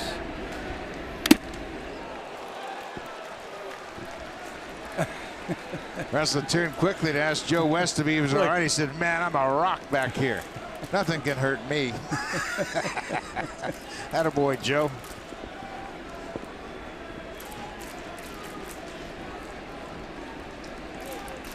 Ball and a strike. Osuna to Chirinos. There's that cutter in the air to right.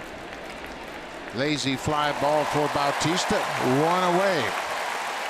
Rougned Odor with a man on his last time up. This was an interesting part of the ball game. He hits it off the end of the bat. Now he's going to fall down. You could feel that things were kind of going a little off the tracks, but him falling down and then Goins making that play ended that inning, and there really hasn't been a threat since. Mazzaro, there was an error, but then remember when he rounded first base, but alertly the Blue Jays got him, tagged him out, then a single, and then that play looked like it was going to be an infield hit. First pitch is that cutter down and in for a ball. Osuna, after a slow start to his season, has recaptured the form we've seen for the last 2 years. He's throwing the ball great. Started using that 4-seam fastball a little bit more. We're starting to see more of that hard cutter. Man, that's 93 miles an hour right there.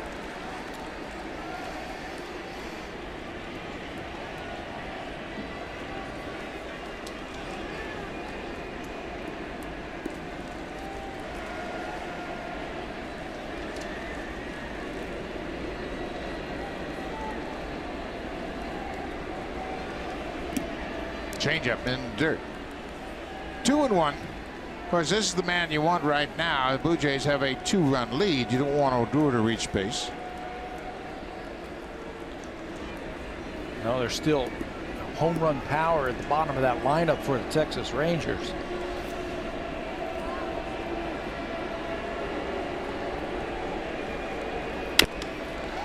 Bouncing ball. Travis was deep, and Goins cuts it off and flips to first in time.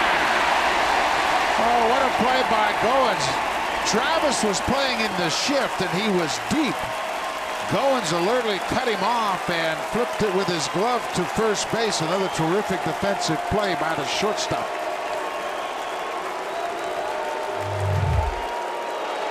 Well, he's in the shift, and he knows that Odor can run, so he's going to charge it. His momentum takes it over. He doesn't have time to take that ball out of his glove and fire it over to first base. He's just going to do it with one motion. Great stretch by Smoke. And he is called out at first base, but the Texas Rangers want to take a look at it. This will go to review, but on the field, Odor is called out.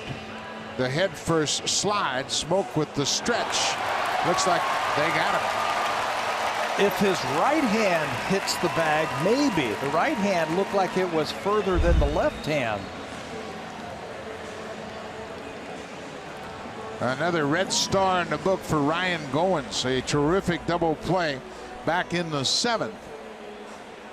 He took a ball off the bat of Mike Napoli in the hole at shortstop and started the double play. This is not easy by any means, folks. No, it's got to be accurate. It's got to be up where Smoke can reach for it. Look at the stretch by Justin Smoke to finish that one off. And the left hand hits, but I think he caught it before he got to the base. They have their decision, and Joe West indicates out. The call stands. 2 outs.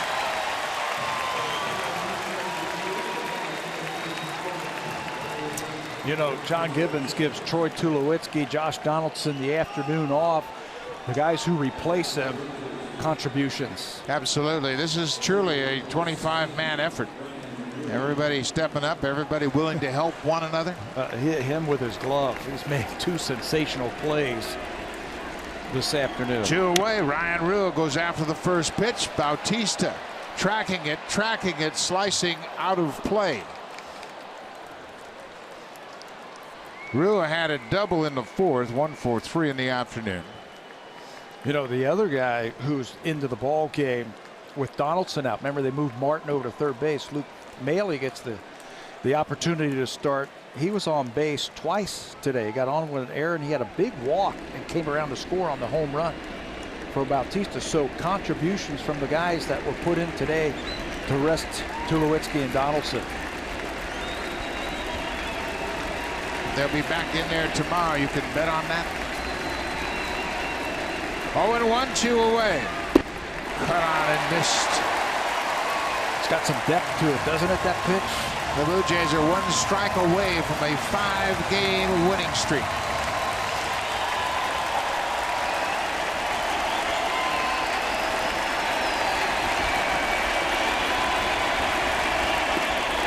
That's the ball game. Osuna has a perfect 9th inning for his 9th save of the season. Marco Estrada picks up the win, and how about Jose Bautista? His 8th home run in May is all the runs the Blue Jays would need. A 3-run home run in the 5th, and they beat the Rangers and Yu Darvish. Blue Jays only score in 1 inning against that tough starter, Yu Darvish. That shows you how good the pitching was again today for the Blue Jays. Marco Estrada 6 innings. Lupin Tepera handled the 7th, Smith the 8th, and Osuna the 9th, and the Blue Jays have won 5 in a row. Texas Rangers have lost 5 in a row, and they'll go for the sweep the Blue Jays tomorrow. Thanks for watching. Blue Jays win at 3-1. Stay tuned. Here's JB and Greg in Blue Jays Central.